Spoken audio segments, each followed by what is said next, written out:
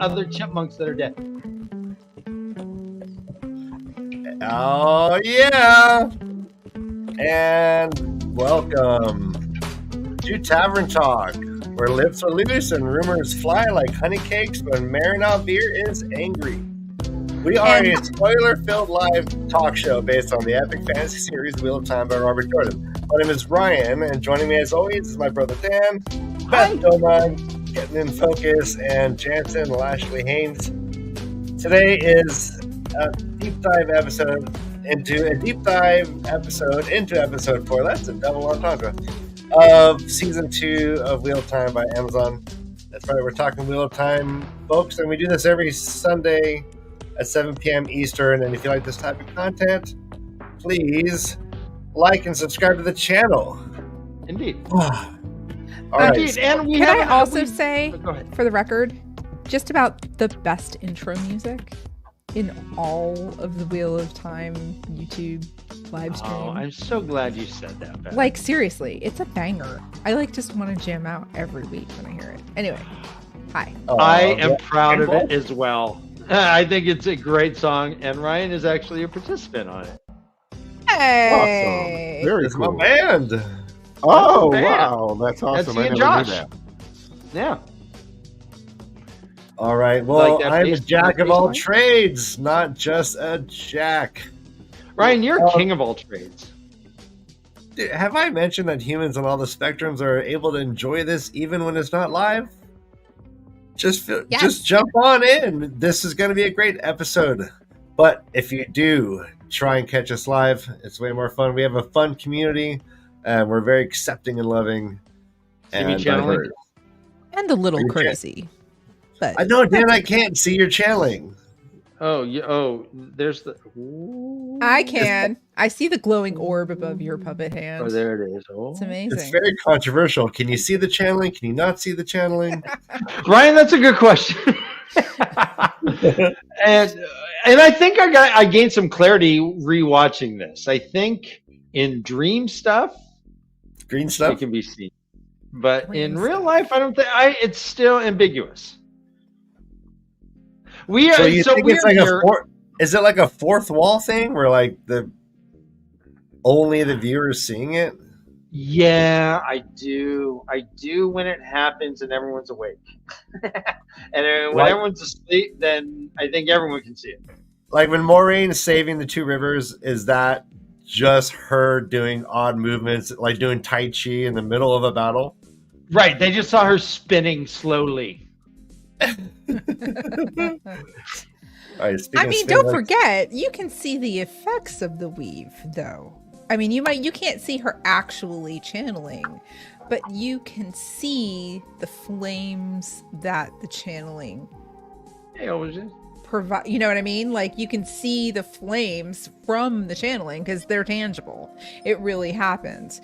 You can see the light that is the effect of the channeling. You don't see the weaves themselves, but you see the byproduct of the weaves. So if you're channeling fire, the person who can't channel is all of a sudden just gonna see fire come out of nowhere. Well, let's talk about actually specifically Lanfear or Celine.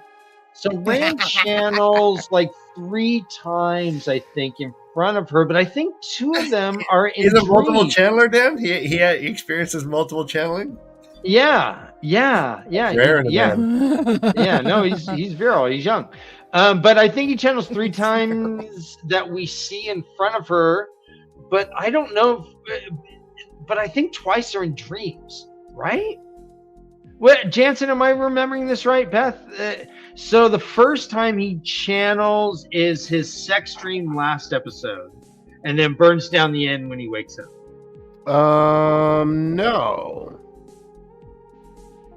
No. The first time he channels is when he's in the dream with... You mean for this season? For this season where people could, like... I'm talking specifically with Lanfear. Celine. Yeah, I think so. Is Celine seeing any of these weaves? Because she's like, what did you do? Did you channel? So it's ambiguous when she does it when she's awake, but when they were having the sex dream, she was like, yeah, show me, baby, show me. And I think it was the weaves. Again, I think she sees the byproduct of the weaves. I don't think she sees the weaves themselves. Because the weave, hi Zach, the weave Hey, Zach. manifests itself into something material. Whether it's holding her in place, or because she's into that kind of stuff and we don't kink shame here, or there's a sword of flame that gets manifested, or balls of light. You see the product of the weave. So since she knows who Rand is, right, she can only assume that when seeing weird stuff going on around him happening, she's assuming he's channeling. That's the way. And she's also trying to coax this out of him. Exactly. Exactly. She's trying to get him to manifest his power. Right, and that becomes evident in this. I guess what I'm thinking specifically is last episode when he was like, he choke kissed her, put her on the bed, was like on top of her, I'm here and was like, for it, baby. I'm here for it. Yeah, and she was like, show me, and he started to like glow. He started to get his weave on, and then he woke up in the inn and burned down the inn. And so I wonder in the dream if she was seeing the weave. I think she was. I think she was like, show me. I can see it in the dream. Maybe I don't know. It's I don't ambiguous. think so. I don't think so. I think maybe that. I think show me the power. Like it's an interesting choice. And what do you think about this, Jansen? Like the choice. Like obviously we have to see the channeling. We do have to see it. They've made the choice to not mention whether or not normal folk see the channeling vis-a-vis the channelers seeing themselves. Like they don't even address it. What do you? Well, also, you have to also think about this. When you think about the show and what they're going to do, sometimes we're not going to be able to see the channeling because it depends on whose POV we're looking at this from. And that was always something that Robert Jordan did in the books, was they focused on different people's POV. They even showed us a little bit of that in the first season. There were certain times where we didn't see Rand's weaves when he actually did until he flashed back sometimes. Remember when whose POV was like when Moraine saving the two rivers? Whose POV is seeing these weaves? I think that one POV that you're always going to have in every show is the fourth wall POV. Ours. Exactly. Yeah. So they're gonna, they playing with that is a really, really good way to use in storytelling, especially when you have a wide audience. And some people out there know what's happening, and some people out there don't, because they have a huge following of people who already know what's going on. And they have to find a way to get all of those non-book readers to like the show as well. No, but I don't think. Just to play devil's advocate, like. You can easily shift the POV to a non-channeler and just show that channeler seeing like Moraine just literally doing the movements. See, but visually that wouldn't hit with because you have to give exposition to why they don't see that. And I think what would be smart would be for Rand to be around like a non-channeler, or somebody be around a non-channeler, and then just they kind of like they channel something and the non-channeler's like, whoa, what did you just do? And then you can kind of like give that exposition, and they haven't really done that yet. I think that would be really cool for the show to do, but to like have all of a sudden stuff floating through the air. Jansen, let me ask you, because I do challenge that a tiny bit, Beth. I think that they could have done it where it was obvious that magic was happening without having light effects. And then when they are around people who could see suddenly those light effects and they're talking about weaves, I think that could have happened very easily. I don't think we needed to see swirly things around arms to stop those arrows. I don't think we need to see swirly things for Moraine to do like her dance, like the. We could have just had a tornado kind of come, a fire tornado without the light effects coming out of her hands. We totally could have done that. You can do things and suddenly a fireball happens without seeing the effects. What do you say, Jansen? I mean, do you think that about this choice? Because it is a choice, right? It is definitely a choice. I mean, it's always going to be a choice, but I think that in these situations that they need the audience to know who's doing what and where this power is coming from, what it can actually do, and they need to know that it's coming from people. And I think that I think the visuals make them look that much more powerful. Yeah, no, I hear you. I mean, think about it this way, right? Think about what IP has there ever been, cinematically or on television, where you're not seeing a caster build up the casting. Like, when have you ever? I think Lord of the Rings, any magic in Lord of the Rings. There's no like light effects. But you know they're casting though, because it's wizards in Lord of the Rings. You know who, and this thing so the Wheel of Time, like, you knew Gandalf was a wizard before he ever casted because he's Gandalf the Grey.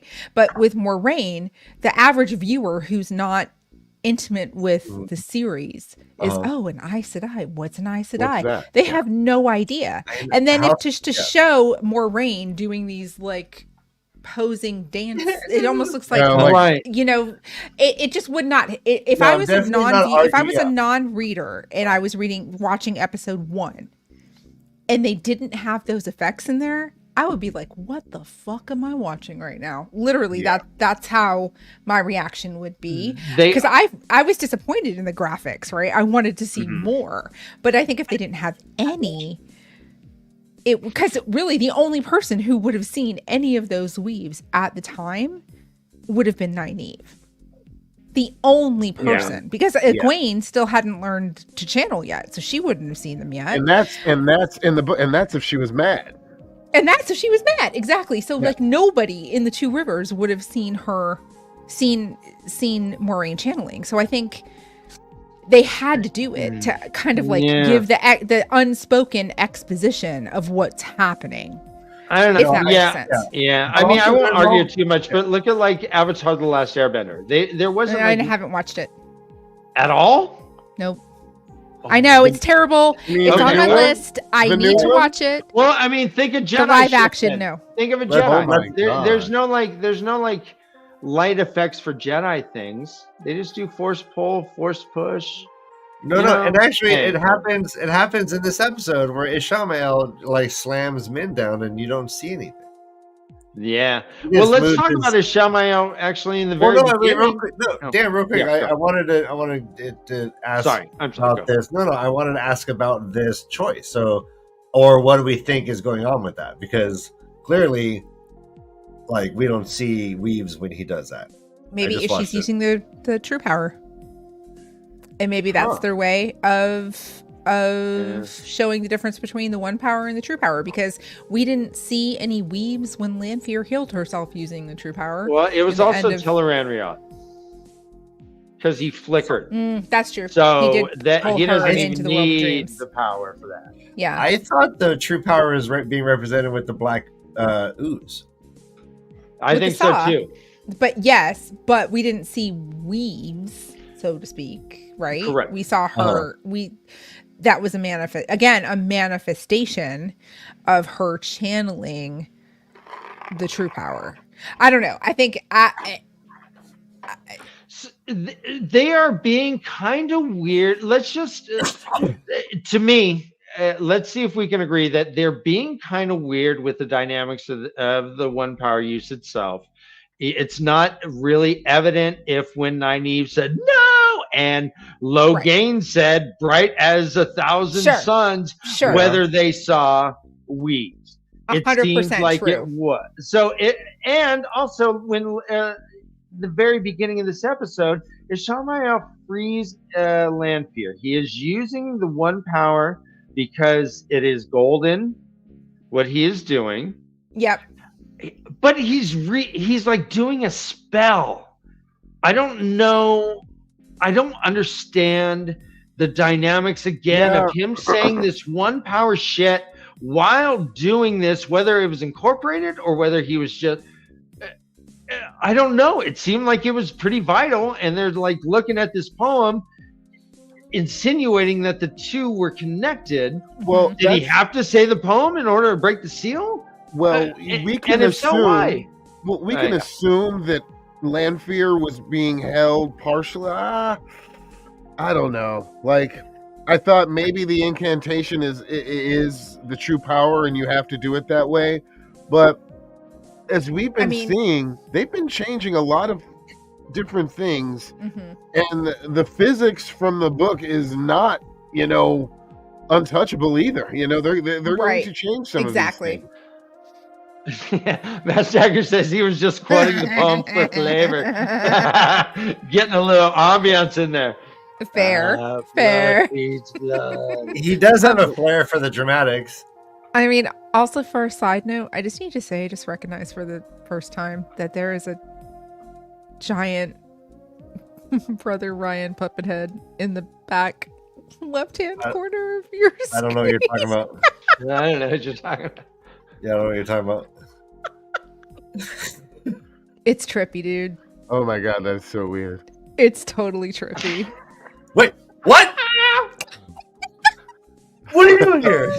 I'm sorry. I didn't mean to derail the conversation, but it was like, it's trippy. And I love you for it because it's amazing. One thing that I wanted to talk to everyone about was how we have seen on 2 occasions the Aes Sedai aging slowly, affecting them personally. Right, Leandra's with her son, and then in this episode, Moraine with her sister. Right, that was emphasized a bit. First question, is this ever happening in the books? Do they talk about this as a dynamic? Do they explore it ever? I don't remember. They talk about small things. Yeah, like you hear Varys die later on. They talk exactly. about her family and Yep. how they would long be dead by now. Her grandchildren's children would. Yes. Yeah, if she had had children, her grandchildren's children would be alive. No, I remember that, but not. Yeah. No, so I remember that, but the actual like interactions. Like, I mean, you have to remember though also that they have made everybody older in this show.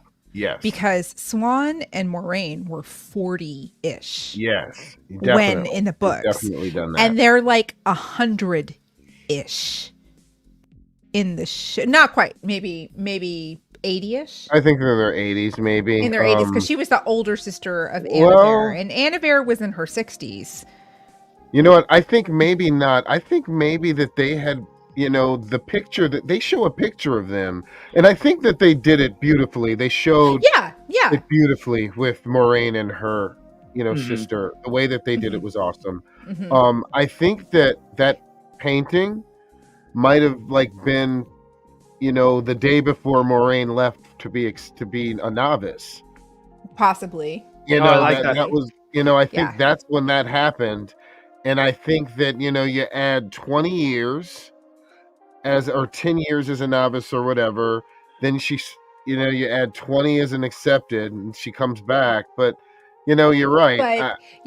But that also means that the relationship that Swan and Moraine have is much longer than their friendship in the books, right? Definitely. So it's I love the way they do it, and I think the most impactful way they did it was with Lanfear, was with Leandrin. And the old man is her son, right? Like that's heartbreaking. Yeah, the way that that was like a home run for me. Yeah, it was great. The show. It was done so well. I was a little put off when I saw that they were really aging up Moraine and Swan as much as they did, but the more I've rewatched series season 2 3 times now. So the more I've rewatched it, the more I appreciate it, because again, from a non-book reader point of view, that's so important to drive home. Like, how do you drive home Aes Sedai agelessness without having a bunch of 20-year-olds pretending they're 200.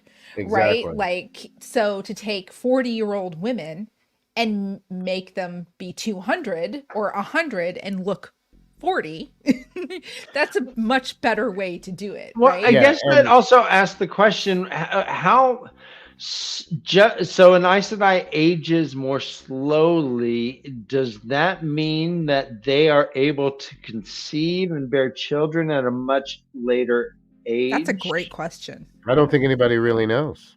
That's a great question, because there I is- said I don't really have kids, right? Actually, yes, we do know that. We do know How do that, we know? actually. How do we know? Educate me. Because the king of Malkir and his wife had children. No, not Malkir. No, I'm sorry. Of Manetherin. Yeah, but how old were they? Well, they were, they were old enough to have, Aemon was old enough to have his name known worldwide as like a great warrior, king, and general. But he could have gotten his prowess. He could be 40. Yeah, Alexander the Great was 29. Exactly. Yeah. That's what I mean. Like, I mean, let's think. I mean, there's that story, and then there's another story of another Aes Sedai who, before Catsuin, who killed one false dragon and bore one's children. I can't remember what the story's from. Oh, Glenn makes a good point. You remember what I'm talking about? You know what I'm talking about? They wanted to study whether having children was genetic. Who could channel? It was a genetic trait or not. I can't. I don't remember the name, but I do remember the reference. I vaguely had. Yeah, there was some vague reference I remember. There are still sisters who have kids, or Satella Anon, who burnt herself out, and so Satella. But also think about this: when you get stilled or you burn yourself out, right? You're pretty much, I think, de-age, right? Because it's happened to everybody. Like, if you remember when Swan and Lyanna got stilled, nobody recognized them because they look like young women. And then you've got Honora, when at the very end of are we full spoilers? Because we don't have anybody else here. Yeah. So okay. Yeah, hopefully they're coming soon. Drive safely, guys, if you're watching. Real quickly, I'm sorry to interrupt. Wheel Takes is supposed to be joining us, and they're feverishly traversing so much to get there. Southern California traffic. We got a note. It said, sorry, flight delayed, should be there in 20 to 30-ish, and that was 10 minutes ago. Okay. All right. So I'm free to say, at the end of in the last battle, Honora, who was Barrelane's advisor, who fell on the bad side of Barrelane. Yeah. She burned herself out trying to heal Galad from his mortal wounds after he fought Demandred. And she burned herself out, and Barrelane was like, there's something different about her, and then she had burned herself out, so she had basically de-aged. So but who was it that just said somebody said there are Aes Sedai that ages look, somebody said non-Aes Sedai channelers have kids all the time. Who was that? The ages look due to the Oath. Correct, because of that tightening. It's like the everyone gets a facelift when they take the oaths. Everyone gets Botox. Right. Because what was the name of that of the grandmother who could channel, who ended up being, she was in Nynaeve's accepted test. The name, she was she's the strongest channeler like ever. And she was a grandmother. She was one of the rebel Aes Sedai who became a novice under Egwene. What was her Sharina name? Malloy. Sharina Malloy. Thank you so much. Well and done, so Dave. so she was a grandmother. Yeah. And she ended up being having the strongest ability of anybody. Anybody. Yeah. And was she stronger than Olivia, though? I bet she wasn't. They said that they think that she was as strong could get.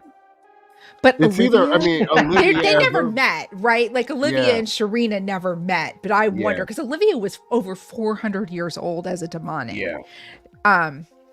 Could you imagine being 400 years old but having the personality of a 16-year-old? Well, she was obviously, you got to believe that Katswood made her a novice. Absolutely. Oh yeah.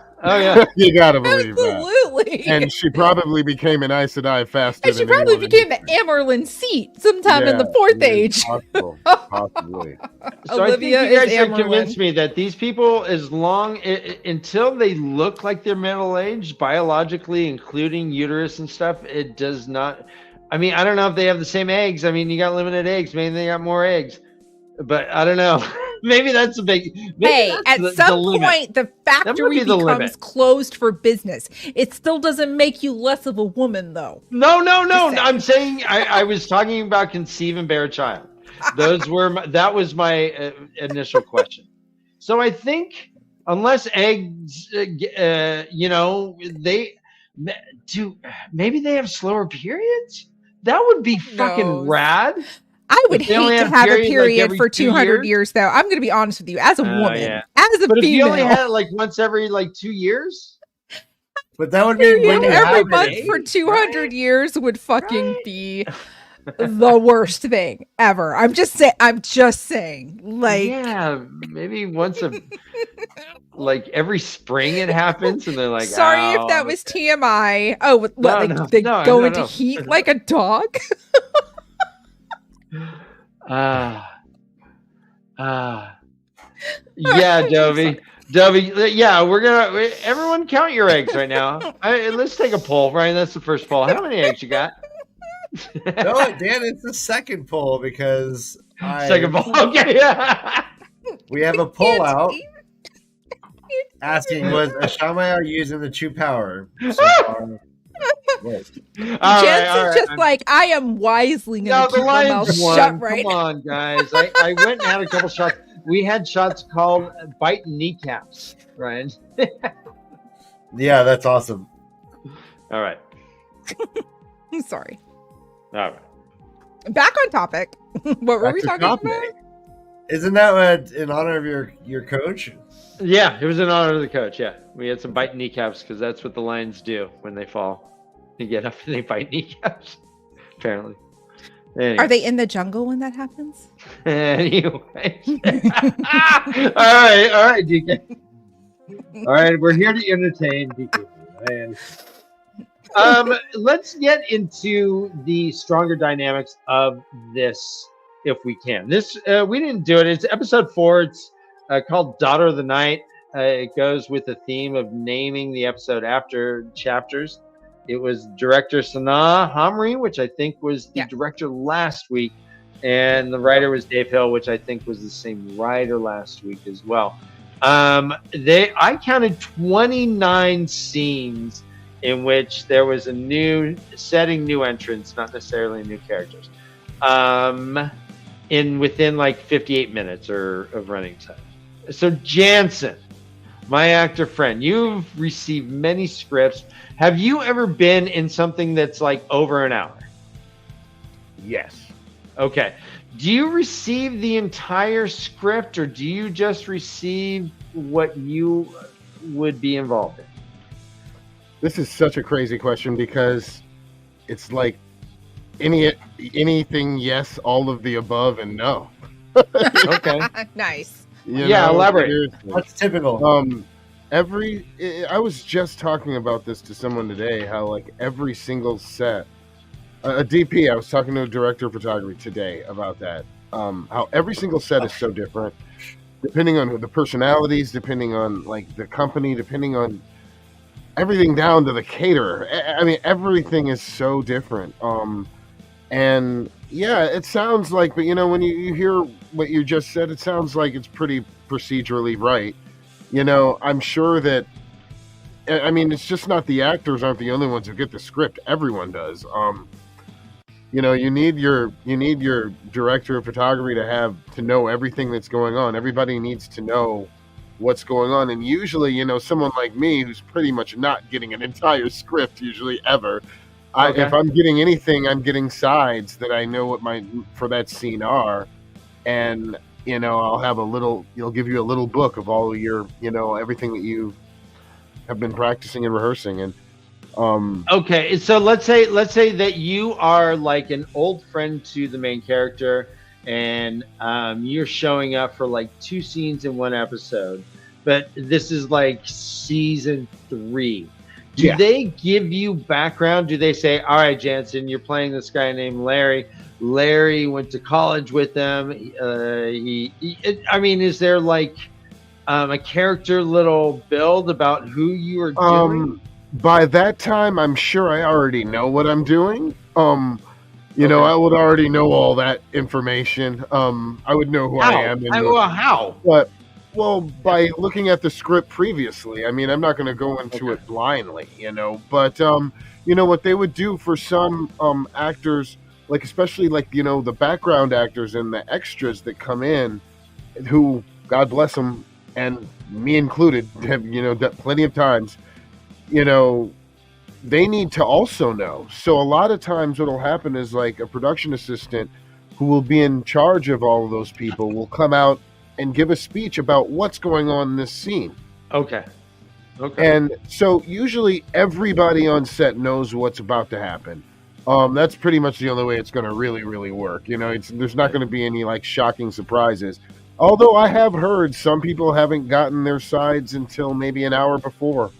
I mean, I've heard unless it's Empire Strikes Back. Yeah, you know. And then there's some where you don't get any at all. I've heard some of the craziest stories about like Caddyshack from back in the day. Really? Oh my god. I've heard Okay. like, oh my god, I've heard like that was one of the most craziest productions ever. in ever history. Well, let me put on my Caddyshack glasses then. You have Caddyshack glasses? Of course you do. It's yeah. Come on, babe. Of course you Yeah, do. I've- Of course you do. There's stories and rumors you can look up online. I've heard it was nuts. Like There was another show that was recently. I saw an interview. I cannot remember what the show was, where they did something very similar to that, where only a few very key people knew about like a big reveal. yeah. But I Like Carly? can't remember. Well, especially nowadays where you What have show people it who was. you got people with phones And with spoilers cameras on the internet. all and the people time. are trying to do that all the time. It sucks. It sucks. And it sucks for a lot of people, you know, when people do that. But it's yeah. you know, that's why most people don't have phones on set. And we'll talk more when Allie and Gus get here, because I really want to get into like what a script would look like. So again, we have 29 scenes here, Mhm. and I'm imagining it's like enter hard Sandman? man riding on a horse. We see him from behind. He's entering a village that is somewhat dusky and smoky. There's a well in the middle that he rides past. I mean, all this stuff is kind of in the script, right, Jansen? Yeah, probably more. There's probably more in the script that they see than we will ever hear or ever see. You know, I mean, a lot of times, you know, you can even pull scripts up, especially after productions are done. You can pull them up word for word online, and there are a lot, and you can look at them, and sometimes they're different. You know. Can I ask a question, just real quick? Yeah. Just in general consensus about this episode. So, in watching it, I thought it was going to be way more Lanfear centric than it was, based on the title. I thought the last 15 minutes of this episode were amazing, but the build up to it was really slow.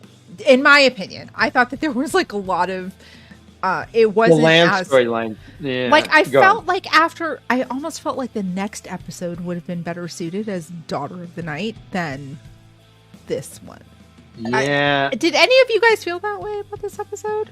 I mean, it ended on a high there. I loved the way it ended. I was here for it. I was like absolutely here for it. But I felt like calling this episode Daughter of the Night was almost a misnomer because it was like everything that happened that was relevant to that was like the last 10 minutes of this episode. Well, we also had Moraine, and what Moraine was doing was more or less confirming all this too. So her whole quest was more or less the Lanfear quest as well. So also Lan as well.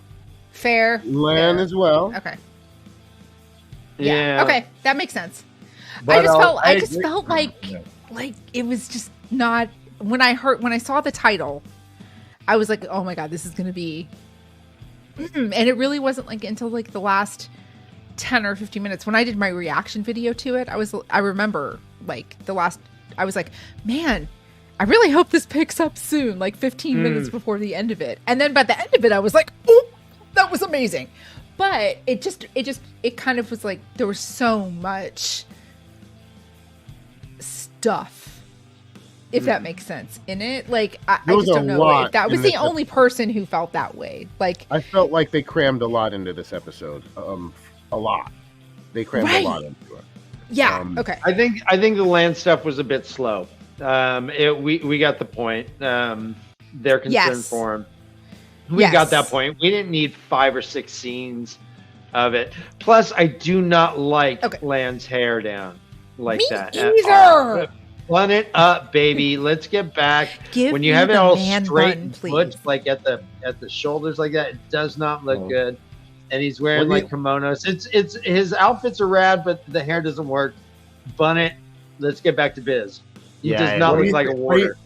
Dan, what do you think about him pissing on the tree like Calvin and Hobbes sticker? Oh, I think it's great. And Alana was, I thought she should have made a dick joke. She should have, 100%. As Eeyore. If you know, you know. Yeah. She's that sword, Warder. That's a good one, right? Okay, is that or what sword form is that?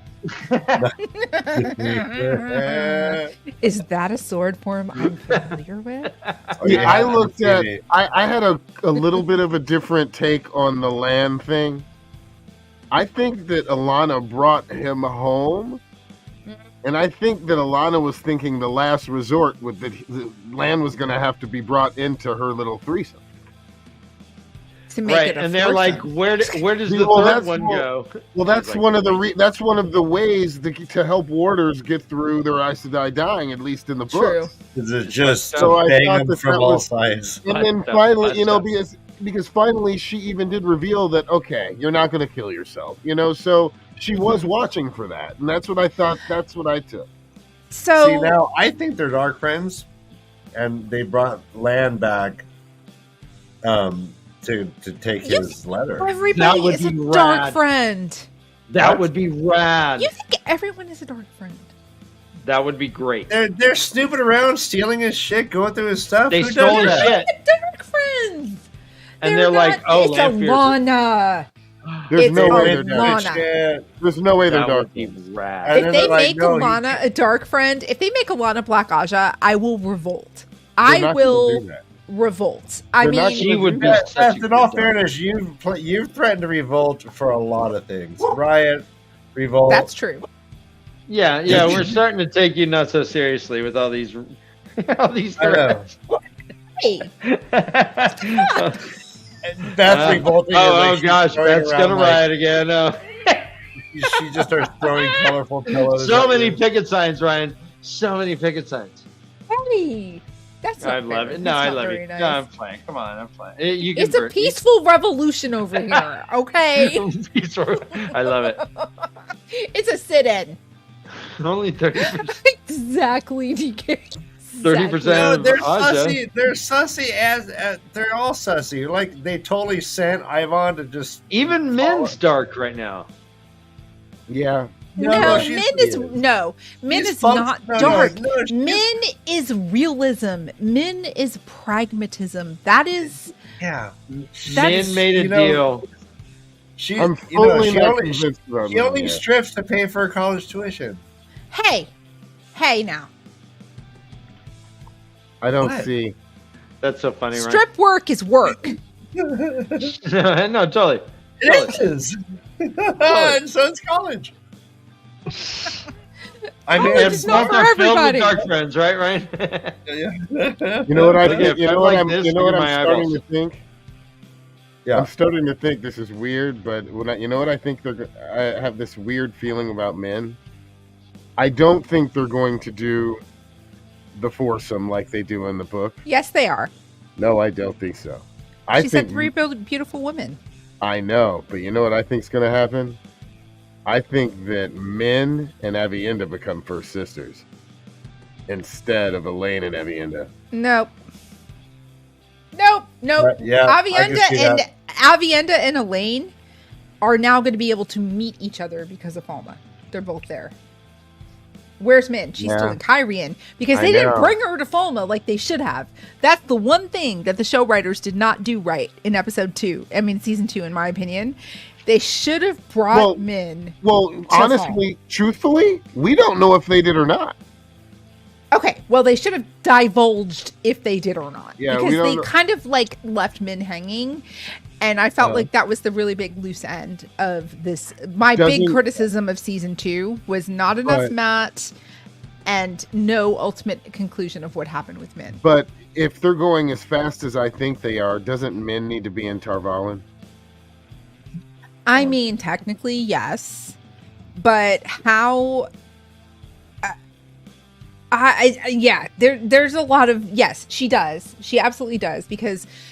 as we know, Shohreh Aghdashloo has been cast as Elida, which, oh my god, yeah. Speaking of oh my god, I'm sorry. Oops. Go right, you do it.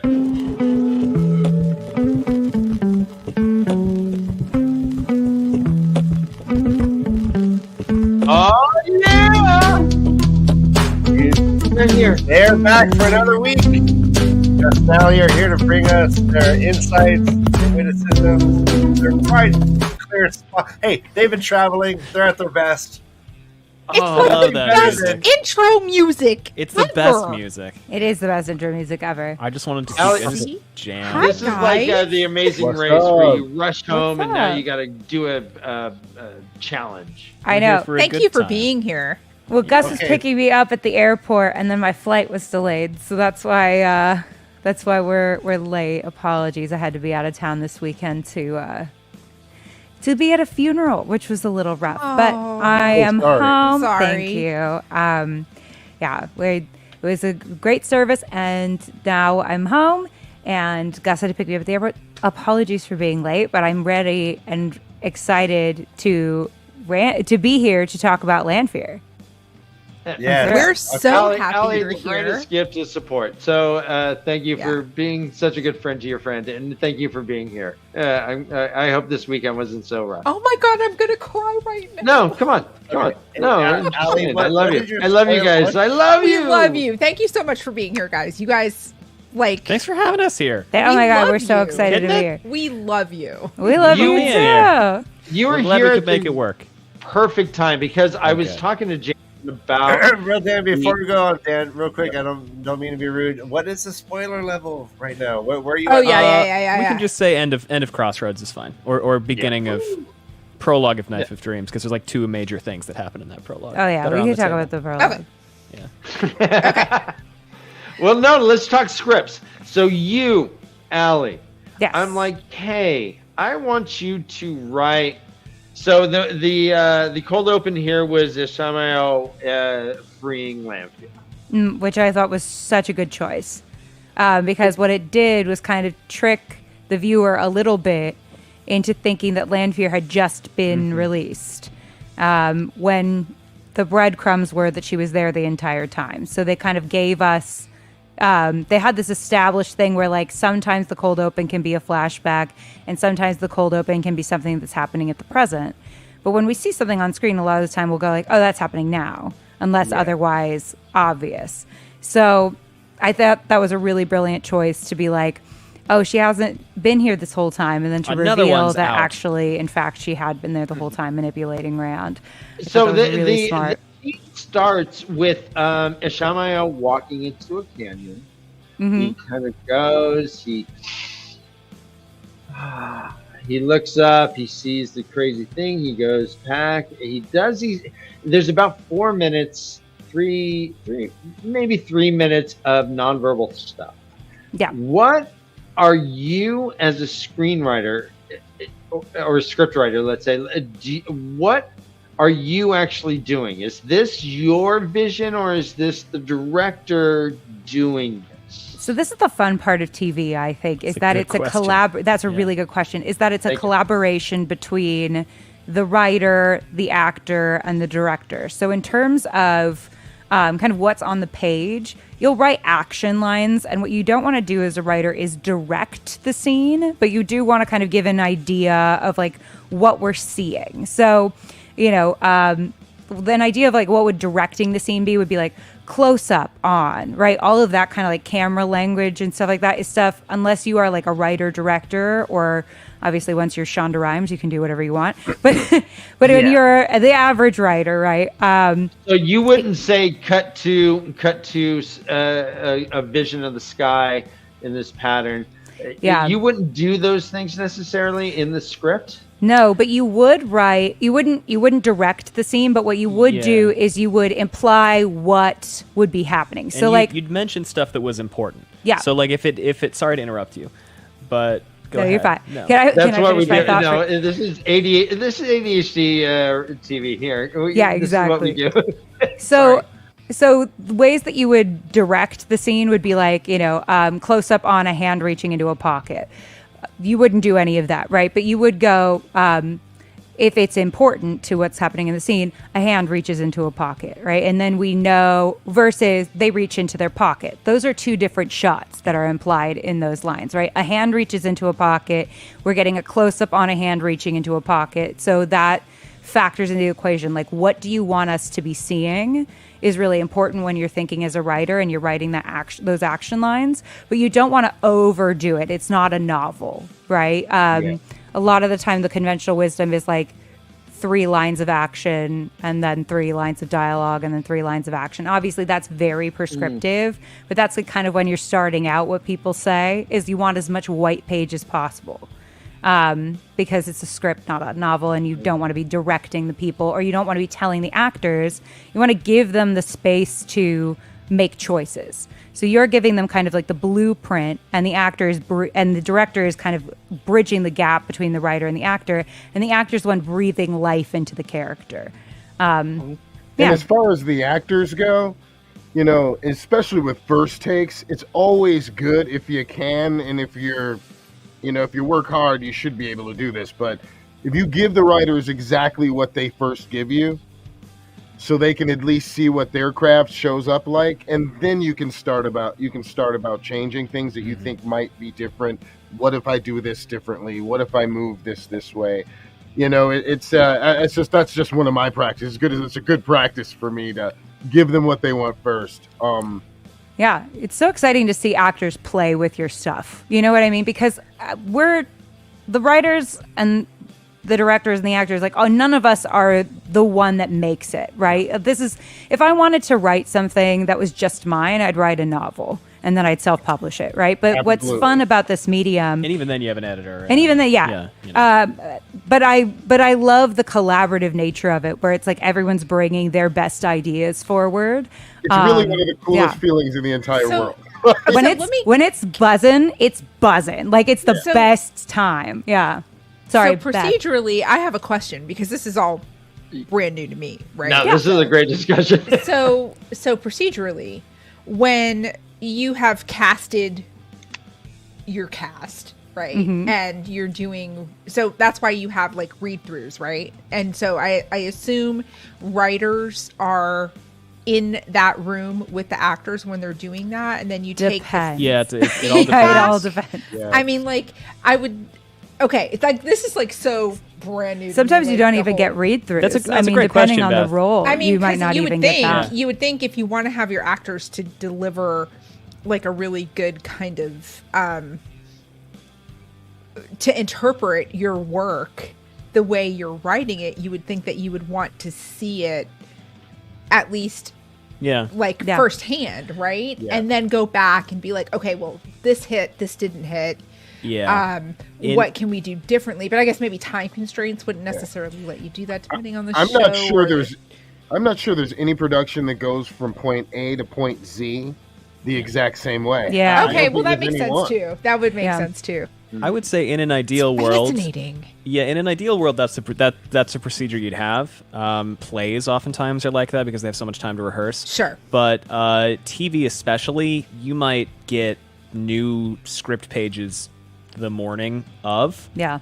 You might get changes the morning of. If you're a day player, you might get a script a week beforehand, and then you show up on the day and you get Nothing. you get one rehearsal, or maybe it's just okay, let's Holy go. crap. Yeah, that's- I have that's- much more that's respect me, for you like, guys all the than way. I did 10 minutes ago. Yeah, you're that's, like- that's TV, Oh I mean, my gosh. It would be great, and movies obviously are going to be different. If you're the main character in a movie, you might be in a position where you're going to have more rehearsal, you're going to have more time to workshop stuff, you're going to have more time Absolutely. to, depending on if you're Rosamund Pike, for instance, you might have more input into the flow of the story. But if you're showing up for 2 days, 3 days, 1 day, you might be lucky to get You're your pretty own much note. doing what you're told to do. Right? Exactly. Delivering a I know pizza. nothing of Deliver it like the I way- know nothing of Rosamund Pike. Like, Yeah. exactly. I Right, know nothing right, of that. right, right, My, right. Yeah. my acting Allie- teacher likes to say, my acting teacher likes to say, sometimes you're there to do a job, and sometimes that job is deliver a pizza, and just show up on the day and deliver a pizza, and they will be so happy, and they will be so happy to see you, and they will have you come back and deliver more pizzas. Yeah. So, Hey. Hopefully, if you do a good job delivering that pizza. Allie, as a writer, let's say you had written this this episode. Are you on set the entire time? Okay, so that's really interesting as a question, because one of the things that the writer's strike was addressing is the practice of whether or not writers are invited to set. So that has in the past been a very complicated question, because ideally, yes, because it is such a important place to be as a writer, is to be on set, to be able to change your lines live, to be able to work with the actors, to be able to see everything come together, especially when it comes to thinking about the longevity of the industry. It's about creating the stage for which future showrunners can rise. And if writers have no experience on set, they're not going to make for great showrunners, because showrunners do go to set and communicate with actors, communicate with directors. So, it's also about that experience and making sure that writers are getting the experience they need to be able to grow in this industry. Because eventually, as much as we love our top showrunners, they are going to one day retire. So we need to have people that can move up into those roles. like Rafe. Rafe was Yeah. Rafe's the first time showrunner with us, right? Yeah, I think Because so. he worked on Agents of Long S.H.I.E.L.D. time listener. Right. So, yeah, exactly. And what is the name of he's a God of War. God of He's War. gonna be Yeah. showrunner in God of It's War as huge. well, right? Yeah, Yeah. there's that's- Sony project. Gigantic. Bring me That's Kratos. Yeah. Jansen, you Kratos? get out on God of War. Like, you know who's gonna be? You guys know who they're gonna pick for Kratos, right? are they going to pick the voice I'm actor not for saying Kratos? nothing. I'm not saying nothing. They're not going to pick Dwayne Johnson. as Kratos. Hey, we have a I know private nothing. chat, Jansen, for a specific reason. Yeah, I just finished that Ironically, game. that's one video game I have not played. is so God good. of War. I mean, Oh, my that's my so first good. instinct The would new be ones? to say Dave Bautista, but maybe I'm. Oh my God, I It'd would be be good. here for that. I feel all like, yeah, I day. feel like that's in he there. will definitely be in that. Yeah, I just feel like, Oh yeah, my I just God. feel like that He would does be such my good work. first instinct as someone to cast and He's as that such role. a serious actor. Like I I love- grew up watching WWF. It was before it was WWE, right? Like I went to so many wrestling events when I was a kid. I never understood how hardcore those actors are. Like Yeah. how seriously they take their craft. Yeah. Like seriously. And Dave Bautista, I mean, all of them, The Rock, Dwayne Johnson, Yeah. John Cena, They're doing, they're like- so serious as actors. Like when you watch them be interviewed, they really love to hone their craft. You do like And 15-minute cold opens in their underwear every night, man. I mean, It's Yeah. Yeah, really. amazing. Singlet Nation. But okay, anyway, sorry, I didn't mean to get off off track. No, No, that's you're not cool. going outside. So let me guys, ask my you dog. again, Allie, because I'm really taking advantage Please. of Please, yes. Your yes. awesome brain. This, I counted about 29 different scenes within this episode where there was a direct setting change. Mm-hmm. And it was just under an hour total running time. Is this so? How typical is? How many scenes do you? I guess just talk to me, baby. talk to me about really an good hour Just long. tell Dan About structure. like everything about everything. Yeah, just and talk to he will love you about long everything. time. I mean, how long do we have? But We've done I mean, 7 hours is- about this before. yeah, Well done, So we Dan, can do well that. done. yeah. I be careful about Hey, you giving guys, me that's, free reign. That's amazing. No, it's we called can't shut not up. knowing how to edit Yeah, ourselves. we love talking about film and TV and structure, and I mean, Well, and I'm as fascinated Jansen with knows, writing. there's so much to say. I mean, there's so much that goes into making TV and film that, like, it's so funny because I'll finish an episode and we'll put it up, and people will be like, "Oh, you didn't cover X," and I'm like, "It was a 5-hour episode. Like, at some point, we had to stop. We had to stop." But but you know, I mean, I think it just goes. Is a testament to the detail in this show, just how much there is to talk about. You know, that we have like episodes that are 5 times the length of the actual episode. But yeah, in terms of scene structure and things like that, I mean, typically I'm in the half-hour space, which is shorter. But the kind of conventional wisdom is you don't want to ever spend more than 3 pages in a location. Like 3 pages would be like a battle scene, right? Like those are longer. Yeah, really, really long. Yeah. So, and a location can be like she moves from the bathroom to the living room, right? But that's a different location. And that's just because when we're looking at TV for long periods of time, we get bored of locations. So if we're going to stay in one location for a long time, we're going to want to have something really interesting be happening, right? Like a battle. So that tends to be the conventional wisdom. Obviously, there are so many things that you can point to that contradict this. So I'm always like, go with God. But at the same time, Do what works for I you. think that the rules exist sometimes for a reason. And so, you know, it's like, be careful When when you're even- playing with the rules. Even a lot of scenes that we think of as being much longer. Yeah, for instance, there's a scene in The Haunting of Hill House where the first 25-30 minutes of an episode is one continuous shot. But it's So one good. continuous shot that starts in this room and then pans over to this room, and we talk to these people, and then someone passes through and we follow them and we talk to them over here, and then there's a person in the background of that. And really each one of those, while it may not be a separate scene on the page, it's a new thing. It's a new thing that we're putting into our auditory and visual inputs as people who are absorbing the story and going, new shiny, new shiny. And so, you know, that helps things break up, even if it is a long scene.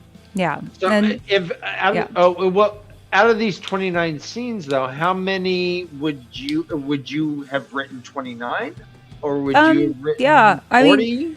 I mean, it depends. Yeah. Yeah, So I mean, there's some scenes can be cut out too. Like, I mean, Yeah, that's what I'm talking. yeah, that happens a lot. I mean, They I know don't- so many actors, and Jansen, I don't know if you've had this experience where they'll be in something and they'll have their families all ready to watch it. Oh yeah. And they don't get told that their scene got cut. That's Oh, happened yeah. to so Totally. many friends of mine. They're like, watch tonight. Like, I'm in Yeah, this it's episode, and brutal. they cut everything. It's brutal. It's brutal. Yeah, they don't tell them. It's pretty brutal. Like, what I- percentage do you assume will get cut? I guess, as you a know, writer? it really depends from episode to episode. It really depends, and it's honestly always because something wasn't working, or they got a note, and it was like, well, that's going to directly contradict something we already shot, and so it's better to cut it out. You know, there's always Sometimes reasons. they use them as flashbacks too. Yeah, sometimes, yeah. Sometimes weirdly, you'll be surprised when later they use it Yeah, anyway. Yeah. So, you know, I think what you do is you try to put as much into the script as you can to set everybody up for success, to give a sense of the tone, the mood, the emotion, all of the things that the actors need and the director needs to be successful. But in terms of those like little things where, like, you know, we get an establishing shot of, you know, a forest, sometimes that will be in there, and sometimes I will write that in there, and sometimes a director will add that as something additional because they're like, we feel like we need a little bit more to ground us in this space, or really pretty and we want it. It just kind of depends. Do you get offended when things get cut? No, you can't. You can't. I mean, you're if you go here, the contradiction of being a performative storyteller is that you have to have a certain amount of delusional ego, and yet you also have to be able to. I'm dead serious. Yeah, I know. Like, it makes perfect sense. You need to be like delusional in what you believe about yourself. Yeah, you're like, my dreams are very important, and they will happen for me. But you also need everyone must read this book. I will be important enough for people to pay attention to. You also need to be able to then detach yourself from the product, where you go, if they cut my thing, it's not because I was bad or because, they didn't like me. It's because this didn't work. Yeah. And it's hard to do that. Yeah. But you have not to mention, we have all gone through years and years and years of rejection. Oh my God. Yeah, it's nonstop. I once got 7 rejection emails on my birthday. Yeah. Oh my God. Oh yeah. Okay. When you're going out for I interviewed for a promotion at work one year and was told on my birthday that I didn't get it because I wasn't enough of a cheerleader. Nice. I can't imagine getting that 7 times in one day. Yeah, it was a rough day. I can't even imagine. It was the worst. Well, Beth, day. did they then have like a birthday party for you in the lunchroom? Happy birthday. Yeah, give me some sad birthday. But I will say that person who I was not enough of a cheerleader on went on to leave the industry I'm in and open her own restaurant and was on a Gordon Ramsay show and was like totally a star anyway, in a different way than I was. And I'm okay with not being a cheerleader because I mean, I have a great job now and I work from home. And I can't imagine saying that about you because you're such a delightful. I wasn't enough of a cheerleader. I am delightful, but I'm also very realistic. You are delightful. I'm very pragmatic. You're older, I think, too. Yeah, I am older. I am, and I bet you Gordon Ramsay called her a lazy bitch. She did get eliminated pretty early. Okay, was that that's what I meant. Was that his chef show? Top Chef? One of his chef shows. One of his chef shows. One of his chef shows. Okay. Yes. Or Master Chef. It wasn't Hell's Kitchen, was it? No, it was I don't remember. It was one of his shows. One of his reality shows with the red team versus the blue team. So back in college, Hell's one of my college roommates actually won that show. Well, aren't you just a one-off? That's wild. Yeah, I thought it was all rigged. Turned into be Elon Musk. You don't understand. The last time we saw him, he said, "Man, I got to stop drinking. Man, I'm leaving. I'm going to culinary school." And then the next time we saw him was on that show. That's amazing. Not bad. Okay, I have a question though about like production. Okay, please. So I saw this video, and I don't remember if it was a YouTube or a TikTok that was like done very quickly, but it was either a TV show or a movie that was supposed to take place over many years. And it was a scene-changing type of show where like 15, 20 years kind of happens in a very abrupt amount of time, and they used things in the house changing. Like so, and they showed the behind the scenes. And the production crew was behind the scenes. That's and crazy. They were like moving couches and TVs, and so you've seen but everything was so perfectly timed. It was like flawless. And I have to wonder, is that something that a writer would have kind of like insinuated in the work?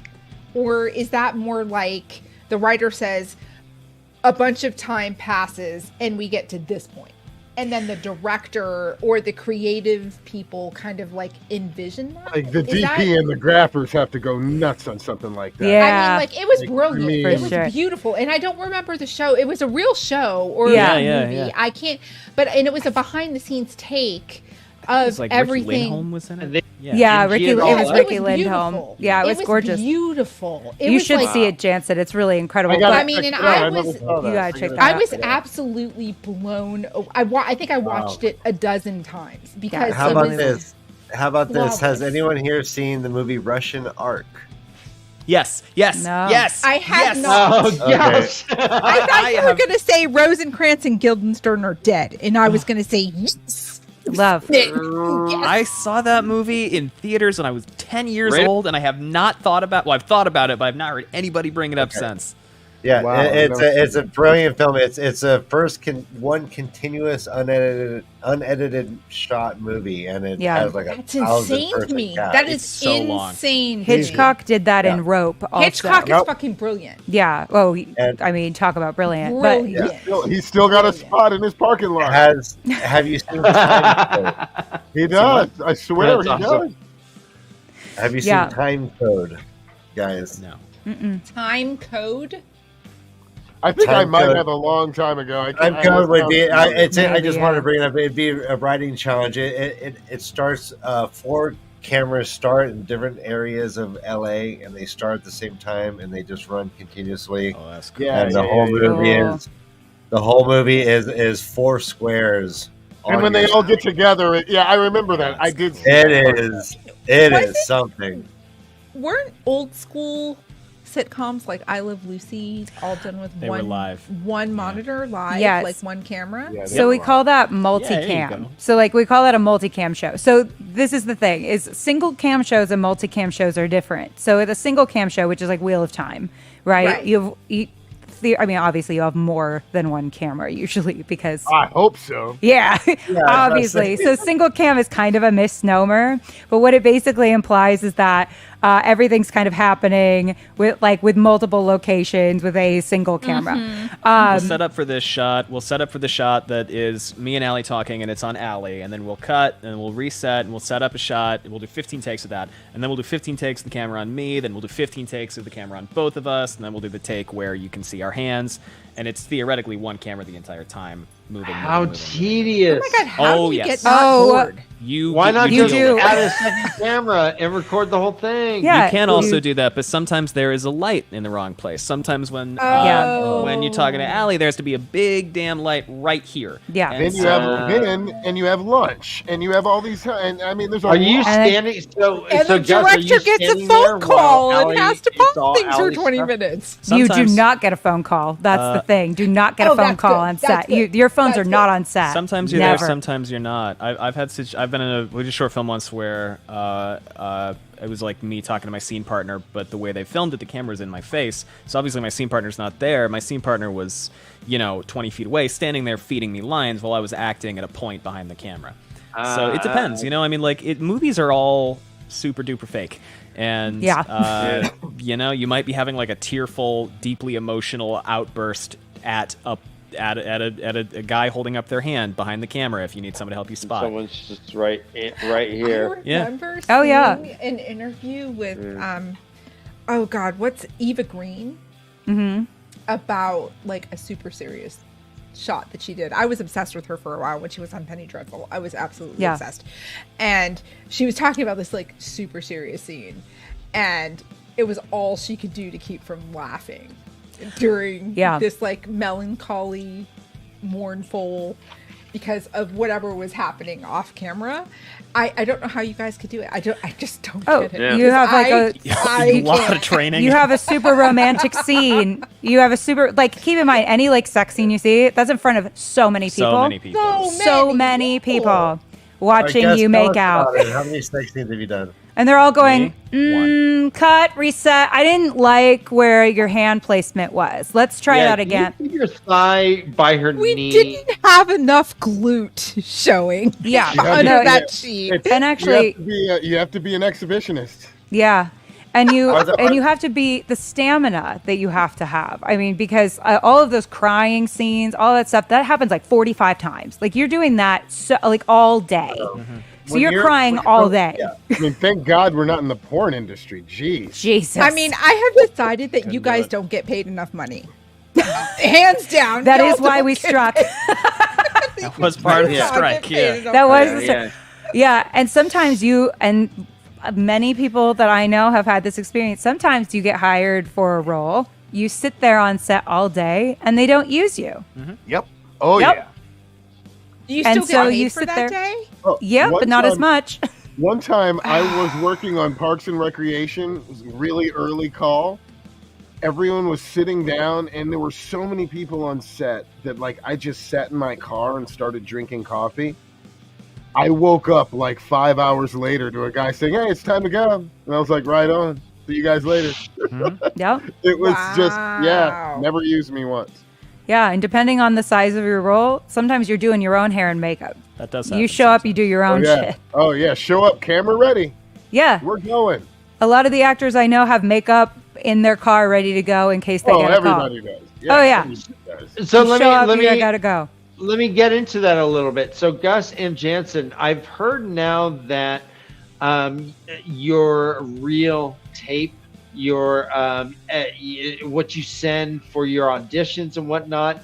Now that some of these people are spending $2,000-$3,000 on equipment to make their audition tape look pro quality, so that they can even just get into the door. I mean, Yeah. is that I've heard. what? So what is that? Yeah. Well, in this business, anybody who hears of anything that they think they can get an upper hand on the next person, they're going to try it. Yeah. So, I mean, if that means that there's a ton of people spending a lot of money on equipment, and it works, then somebody else is going to do it. Yeah. That's why you guys had like $1,200 headshots like 20 years ago. Which Well, You yeah. is still have rip-off. headshots. You still have Just that You still have Years ago. headshots. Yeah. I mean, the thing is, for an audition tape, I don't know about anybody else. I don't know about you guys, but I ain't spending $3,000 to get an audition tape out there. I'm No. sorry, no way. Like, No. I mean, have you Do you ever heard tell about anybody? this? Do you ever come out and say? Do you ever brag that you have the best headshot since JFK? Oh, come on. Oh, I'll let you guys in. on a secret. Ryan. Can I let you guys in on a little secret about headshots? Yeah. I haven't paid for a headshot in like 15 years. Isn't You just AI go get a headshot? passport photo, Isn't right? AI Yeah. headshots a thing now? They just give No, them to you for free, I- Jensen. No, I just joined photography groups on Facebook and asked a student to do it for me. Yeah. It's Yeah. experience with Smart. I see stuff all the time about AI headshots. For I wouldn't like, do that in acting. Taking I your wouldn't, yeah. picture and turning it into something for like I wouldn't know do that- it. LinkedIn yeah, and I shit would like never that. Like Fabio Pirate. I don't want them having my face. Yeah. Yeah, I would Going never. back to equipment, so when you think about an individual audition tape, the turnaround might be a week. Turnaround might be tomorrow morning. So in terms of how much capital, for lack of a better term, you can pour into production of that or want to, remember also that if you are going in the industry, in the business, you might be getting several auditions a week if you're really doing great. Yeah.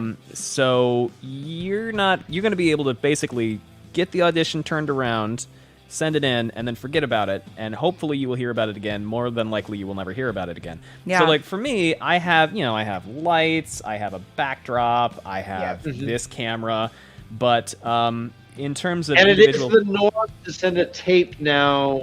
it is currently because of COVID mostly. It used to you would show up in person more frequently. I think that was, And it was more headshots and written word, right? and it is still that. I mean, like I've got headshots and clips and a list of what I can do on all the different casting websites. Yeah. So the first thing we all yeah. do. Yeah. We are. Yeah. Yeah. Yeah, the first thing people see is not, me acting. The first thing people see is if my agent's doing his job and he's great, is that they will see a picture of me. Like and and, subscribe. Naked. Agent. They'll see a Shout picture out. of me, and then depending on that picture of me, maybe they will ask me to send in a tape, maybe they won't. So that's really the first door is whether or not, he looks like he could be this part. It's, Yeah. It's So- a, Real Do quick, you real quick, have- Ali, what does this mean? Help me out here. What does this call? Probably I spoilers. think they mean spoiler level. Oh, okay. That's yeah, the yeah, magical yeah, powers. Yeah. So, do you guys? I'm asking equipment wise now because you Okay. guys have your podcast and stuff. Do you use a mirrorless camera for your stuff, or Yeah, we have. Well, I can't get into too much of it right now because we've got another thing that we're launching eventually that required us to get more equipment. But yeah, we have mirrorless cameras. Wait, world premiere? No. No, not now. But They're so like, no, so no, no. like off stream, you can tell me about your mirrorless camera setup because I'm looking to upgrade to a mirrorless sure. camera. Oh, sure. And I would we love can to talk know about that. what you guys use. Okay, anyway, sorry. Absolutely. All right. Equipment is amazing. It's important. It is. Yeah. Yeah, it is important.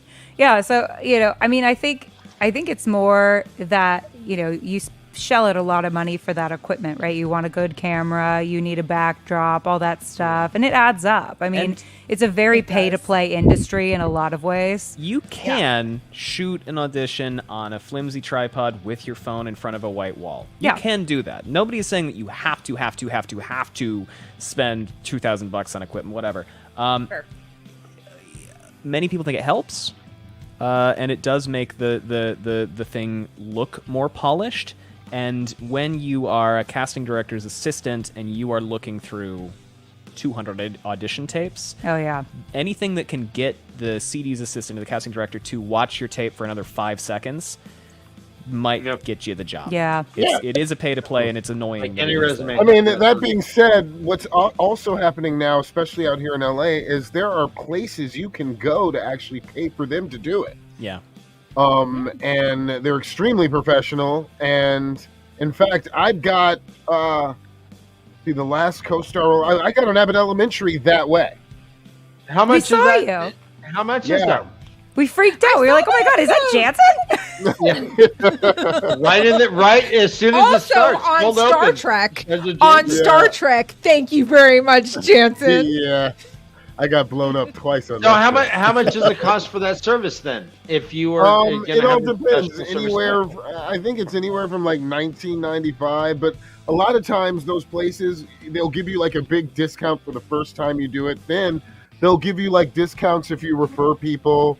Like things like that. It's all a pyramid scheme at the end of the day. We get people into things, and then, we all get discounts. Yeah, Wait, you is get it a a coupon. pyramid scheme or is it incestuous pyramid scheme? Both. Because Both. it sounds like Both. it's a highly incestuous. Well, it's it's very like nepotistic. MLM, all Well, the trigger. I'm sure they're like, warning hey, labels. our guy got on Abbott Elementary. I mean, I'm sure they're using your Yeah, success as well.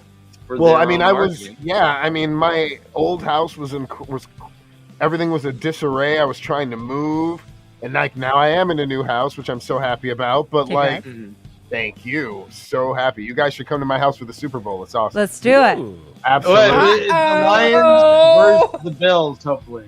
yeah. It's I'm in And La Buffalo's Crescenta. gonna win because it's their time, Come on, guys. Yeah, I'm in La Crescenta. You guys should come up. Yeah, let's do Well, it. well, yeah, Patriots check. fan, Dan. So Dude, I'm that'd gonna, be of fun. course, go for the Lions. Bills. Lions are America's Bills. team. Bills. Hey, Bills. we're biting kneecaps. I'll bite your kneecaps. We're biting kneecaps. They're cloth kneecaps. I'll That's not bite very cheerleader of you, Beth. Just kidding. Right. You them. know what? Will bite your kneecaps. There you go. There you go. Yes, I. There is, That's what we're Will looking bite for. your there kneecaps. is something I want to say about episode 4. Sorry. Oh, Oh, yeah. right, Wheel of please. Time. Yeah, Let's yeah. get back to the wheel. We of can time. get back to the wheel No, of time. forgot this about is the that. best. This is So- the best, guys. I love this. Like one thing that I wanted to talk about that they're doing now is all bets are off as far as the books, right? Where they've changed a Pretty lot much. now. Yeah. So they're just trying to get from point A to point Z in the best way they can for production, because we know there's so much more things that they can that you can describe to someone when you're reading it. When you're reading something, you can see mentally and visualize so many more things than when you're Right. actually watching something that sounds weird, but it's true. Right. Sure. So a lot of things that they're changing was mind-boggling to me at first, but I'm starting to get used to it, and I'm starting to like the way they're doing it. And a lot of the reasons for that always, is budget, and they have to find a way to pack all this in. And I like what they're doing for the most part, except for one thing. Talk to me. I don't. What's that one thing, Jansen? They're doing so. It's always After one these thing. messages. It's always one thing. It's always just one We'll be thing. right One more back. thing. But in the book, they really, really found a really good way to describe what it was like to be TAVERN. Mm. and the effect that TAVERN has on their surroundings. So what I'm wanting to know is, are they taking that out of this? Robin. Are we going to start to see other, people manifest their TAVERN-ness? I mean, we're seeing a lot of things in the show that they did not do. Like, for instance, Huron doesn't have his axe, obviously, but Matt has no luck right He has it now. Well, yeah, He has luck now? Yeah. Well, no, every time Perrin has an axe now. he has an Hello. axe now, When he killed Bornhold with an axe, yeah. Yeah, he But totally killed but he Jeffrey dropped- Borthold with an axe. But he doesn't have it anymore. He dropped that axe He'll pick it back up. because Uno gave him a shield instead, remember? Okay, so in regards to this question, I think we have to think about how often have TAVERN been emphasized in the show. Little One to time. none. In the cold open of episode 1. No, Yeah. another I've heard time. a rumor of 4 TAVERN twice. Five. Okay, yes. But the most relevant one, like the most obvious one. It's not a big I've deal. heard a rumor of 4 TAVERN in the Two Rivers, which totally threw me. And it wasn't episode 1. Was it episode 1 or episode? Yep. Yeah, it was episode 1, right? Yeah. When Who they're the tracking hell it. is going to know what a TAVERN is? To me, that was such a not good. It was like throwing in jargon to throw in jargon. Yeah. Well, like remember episode 8 in season 1, Pat and Fane did talked mention about it it, as didn't well. yes, he did mention it, He but did a it's loose still definition, right? I don't remember. yes, but it doesn't. said, I think don't about think it. it's going to be as big a That means deal. TAVERN. I don't think it's I don't going to think it be a is. big a deal in Because the it's show. And do you remember how in the books, they used it a Huge lot. deal. It was how they Huge brought deal. people to themselves. It was how people started following them randomly for there were so many things. And I'm wondering how they're going to explain or what They're they're going to do not about gonna. that. They're not gonna, because it's too complicated. Yeah. Like the pattern itself and the weave and what TAVERN do to the pattern and what a Yeah. TAVERN is, unless the only way I could really picture them doing it is to really focus in and have some serious discourse between Loyal and whatever person Loyal's going to have the conversation with, because Loyal's Or- really the only person who can kind of like convey.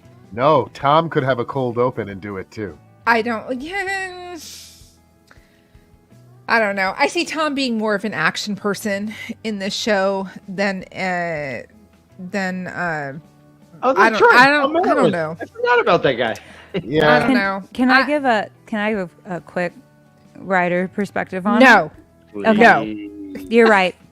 Oh, it is also my birthday, and I'm being rejected again. It's triggering. No, I'm just kidding. It's not Oh my my! birthday. It's not. I'm just I was teasing. about to sing No, it's happy not my birthday birthday. to you in 3 languages. Oh my god. Okay, it is That's my a birthday. cheerleader thing to do. That's good. But so from since there. they mentioned it, as like part of our vocabulary, and since it's been mentioned, and I say this on the podcast a lot, 3 times. 3 times is a amount of times where it's like, I want you to pay attention to what this word is or what this thing Okay. is. I want you to know what this thing is because I mentioned it 3 times. And the human brain loves pattern and patterns and pattern recognition.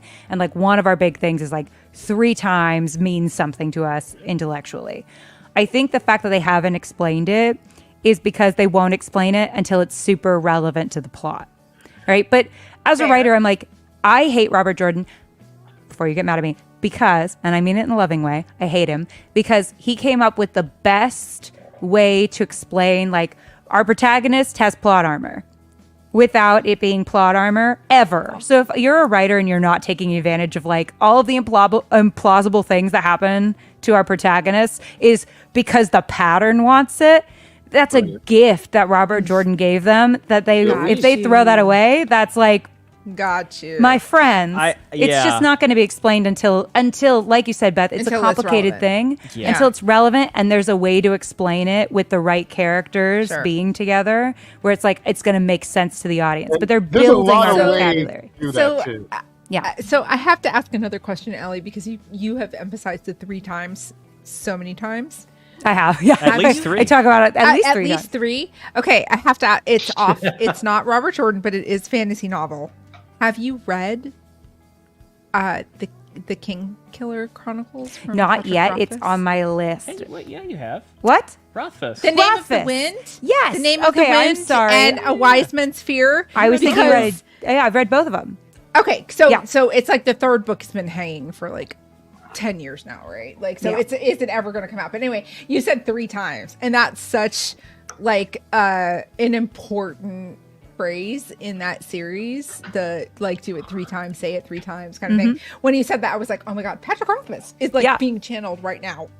Well, it's It's also. Oh, sorry. guys. Sorry. It's good. It's also why in comedy you have the rule of threes. I was literally about I to thought say. you might. I Yeah. love that. Because Yes. in comedy, Matrim Coffin is my husband.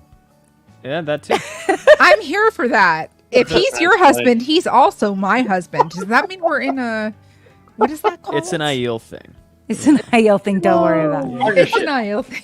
Yeah, but Yeah, the in, rule in of- comedy. Oh, Yeah. Eva. Well, the rule of threes in comedy is essentially if you really want to make people laugh, do something, do it again, and then do something slightly different the third time. Yeah.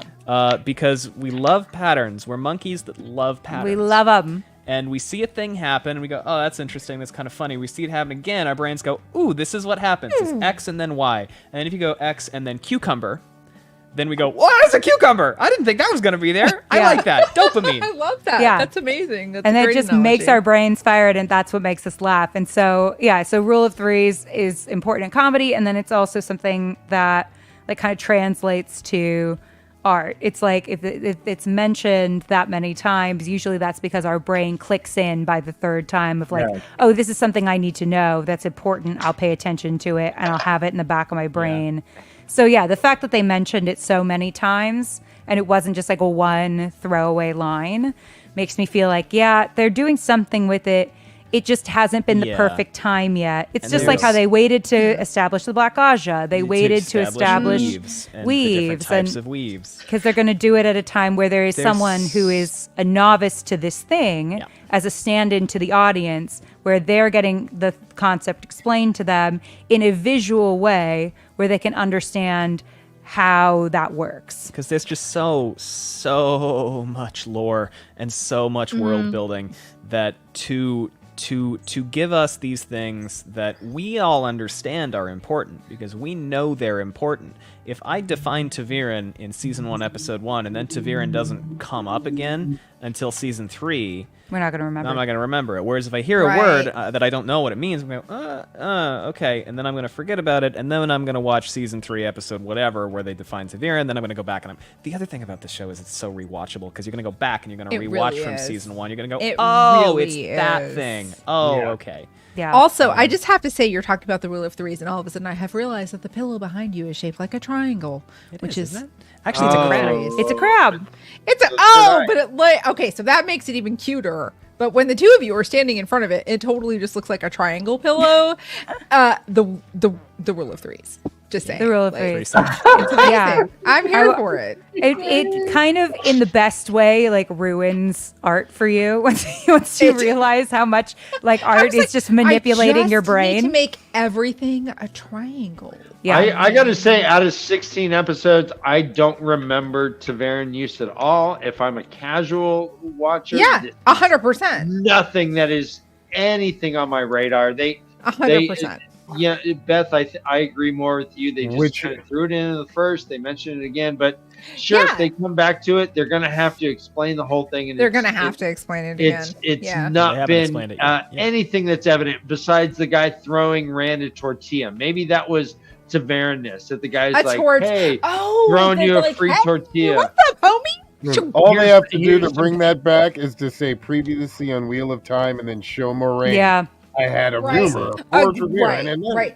But Bam. haven't you guys watched the previously on? there it is. Watch the previously on portion. Yeah, I do. Like, I love I- previous I lines. always I do. Oh, I Yeah. love through them. it. Gives I'm you a like, get me total- to the good stuff. It gives you I a also- blueprint of what's good show's gonna be Exactly. What's going to be I- important this episode. Yeah, But I also exactly. I watch- don't know. I'm weird. I watch it with the vision, like so visually impaired Subtitles? aid. Oh, do And I love that. I definitely there's watch sometimes the it gives clues and sometimes it gives errors. It's pretty funny. Yeah. Yeah. Like the time with the subtitles with in season 1 when they called Yeah. Ilsa Grinwald, right? They renamed her Greta. Yeah. And so the subtitles had her original name. As Ilsa, And the show gave her a different name, right? With was that episode season Helga, 1? I episode thought. It was Helga 4? that changed it. Helga. They, Thank you, they thank you. changed a few names. They changed Yeah. Sinbui too.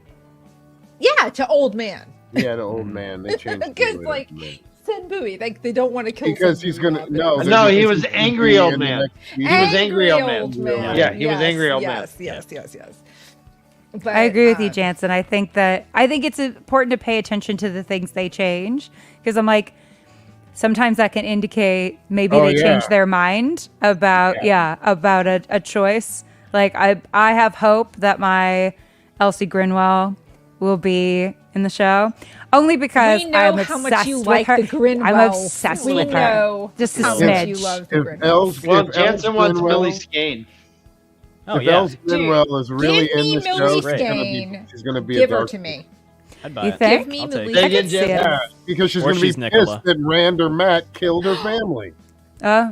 I mean, that would be interesting. I have a theory she could be a stand-in for all of those like additional Gus actually came up with this theory that she could be a stand-in for a lot of additional novice characters. But Wait a minute. you know, Gus just said, make her Nicola. Yeah, that's my Yeah. I think Holy you fuck you shit, take yes, Elsie, thank you take so Nicola, much. you Oh take my Sarah- all of those God. running Sarah Sarah Coventry. you take all those runner novices and you put them in one character. Sarah Coventry, yeah, but she Yeah. died. She By dies, who- but you let I her think do it the was, other thing. Ah, they have not shied away yet from killing people, though. No. But I mean, don't- Nicola eh. also died. Well, Allie, air drumming. No. I didn't hear it. So, Anything. You didn't hear anything. I forget when the... that's all right. I'm going to go away now. It's okay. Do you guys think the kin is going to be a part of this, Gus? The And Allie? the kin. The knitting circle. I'll be real.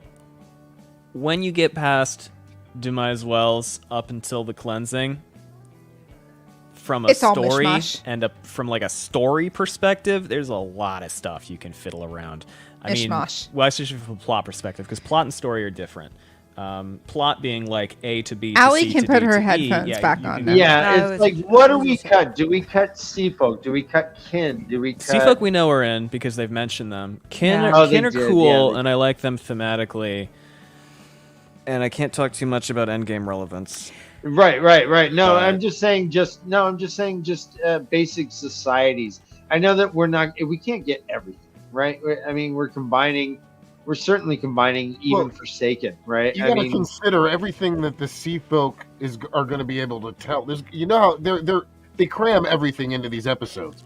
Yeah. So the Sea Folk are going to be a huge point of storytelling for the world, for history, for where they travel, for places, for everything. I mean, yeah. we hear about so many things from captain and ship's folks in the entire Wheel of Time. You know, like so many ones. I mean, in fact, there's some that I'm pissed off that I know they're not going to be in. I wanted to see who they'd pick because I thought I might know the guy for a guy like Derna. You know, like I would have loved to seen that captain with interacting with Tom and Matt, but they took him out. You know, we're not going to see him anymore. I mean, look at Bale Doman. He didn't interact with anybody besides Moiraine. Land that's Fear. right. Give him time. I mean, they Lanfear? Give it totally. time. Well, he did interact with Lanfear. Yes, that's true. it I mean, time. He might. you guys look at my last name. Yeah. Yeah. I'm There saying do do be. be a reason why I I'm- do be loving Bale Doman. We're going to see I'm Bale saying- Doman next oh, time. yeah. He's coming back. I'm saying for some of that stuff, it's like, let's wait and see what they do Let's with it. wait 'cause and see I'm- what happens. And this will be Yeah. my drumbeat for the rest of time. On my Let's go. tombstone, it'll say, let's see what they do with it. Yeah. Because Let's see what they. I'm Give it here time. for it. I'm like, give it Mine's gonna time. Be, so Allie's is gonna It's be, only let's book see what they do 3. with it. So Yeah. Allie's is, let's see what they do with it. Mine's gonna be, I'm here for it. Remember who Bale works for right now, too. For Yeah, I that, thought yours for that was gonna be innkeeper in Elsie Wyatt. Kyrian. For that innkeeper in Kyrian Yeah, who has exactly. an affinity for old things. Absolutely, 100%. As a matter of fact, I was just gonna say in regards to Bill Duman, like did you guys listen to Rosamund Pike's interview that she gave? Part of it was on the audiobook at the end of Michael Livingston's book, The Origins of the Wheel of Time. There was like a bit of an interview that she did. It was like a 15 or 20 minute clip of an interview that she had given. Matt from the Dusty Wheel kind of shared it, and it was filmed while she was recording the audiobook for the first novel when she was doing The Eye of the World, and she was talking about like the accents when she came up with the different like the vibes that she was getting from different people, and she's talking about Bill Duman, and she like went into like this Scottish kind of sailor deep accented kind of like, I do be Bill Duman, and of course I could never like mimic her because she's a fantastic artist. Oh, for a muse of fire. Yes, I mean, oh my god, just and for me, having chosen like to not dox myself, my first name is Beth, but my last name is not Doman in real life. What? I was like, What? What? But you said you do be. I do be Beth Doman of the Blue Asha. But anyway, Beef I just Doman. Beef Doman. Beef. No, that Do sounds too beef. much like beef. Sounds like beef. No, It that's sound like it did so- sound like beef. Sorry. So like my real name is Bethany. So and my entire life people call me Stephanie. So I go by Beth on purpose. So that's beef as Beth is too close to Bethany and Stephanie. So no, that would never happen. But anyway, I like listening to her talk about where she pulls on for her motivation to like to kind of like come up with the voices where she for her narration. It was magical to me to listen to her come up with like Bill Duman, and I was like, because hearing it come to life, I love Michael Kramer and Kate Redding's narrations of the books. Oh, totally. But let's face it, if this was but 30 years ago, Bale Duman would have been John Davies, no matter what anybody says. Right, but I mean, It's as simple as that. but Rosamund Pike is such an artist. Yeah. Like she's a performer, right? And Oh, like when she's she was fantastic. like everything about her narration, and so I just like I fell in love with her even more. Like I've loved her since I saw her in and now I can't remember the name of the fucking movie. That'll happen. Is it Gone Girl? Yeah, thank you so much, Gone Girl. Yes, I mean like she Because was that's fucking me. brilliant. Macbeth. She Love was her. so fucking brilliant So in that good. movie, and she was also in Pride and Prejudice. Thank you. Yes. I'm here. You know, I've got her whole Really, we IMDb have page. got to have a conversation about what you like to watch because I kind of feel like we're here. Like, I love looking at people's IMDb pages. have you seen Reacher? Not yet. Not yet. I know everybody's talking to me about we're it. here. Okay, we'll talk about that later. Anyway, moving on. Okay, I'm done. I'm no longer monopolizing conversation. that guy Somebody else played take it from me, please. Thank you. Aquaman on Smallville. Dude, he is so fucking hot. I can't even stand it. He's so fucking hot. It's like, oh my god. Fan myself. And there's pretty women in there too. Like if you like girls too, you should watch it. I like girls, guys, theys, I everybody. mean, like, just watch it. Just watch it. Reacher. Watch it. Amazon. Watch it. Watch it. Okay, I'm done. There's the Someone recommendation. else take the lead, please. So this episode, like last episode, was directed by Sanaa Hamri and written by Yes. Dave Hill. I kind of like this combo. This was a well-written episode. It had bookends with Lanfear, her birth and her death and rebirth. I'm a monster and too. Maureen's go through there. Yeah, the monster stuff. I liked it all. Yeah. And I think that Ray found a good combo with these two, actually. We've been doing that continuation of that theme of who is a monster, who is a bad person, and we kind of get this really definitive answer of like, if we are wrong about that nuance, we could die. which I really appreciate love that the that. stakes are very Little much bit. raised this episode, in that like we're really struggling to find like who is safe.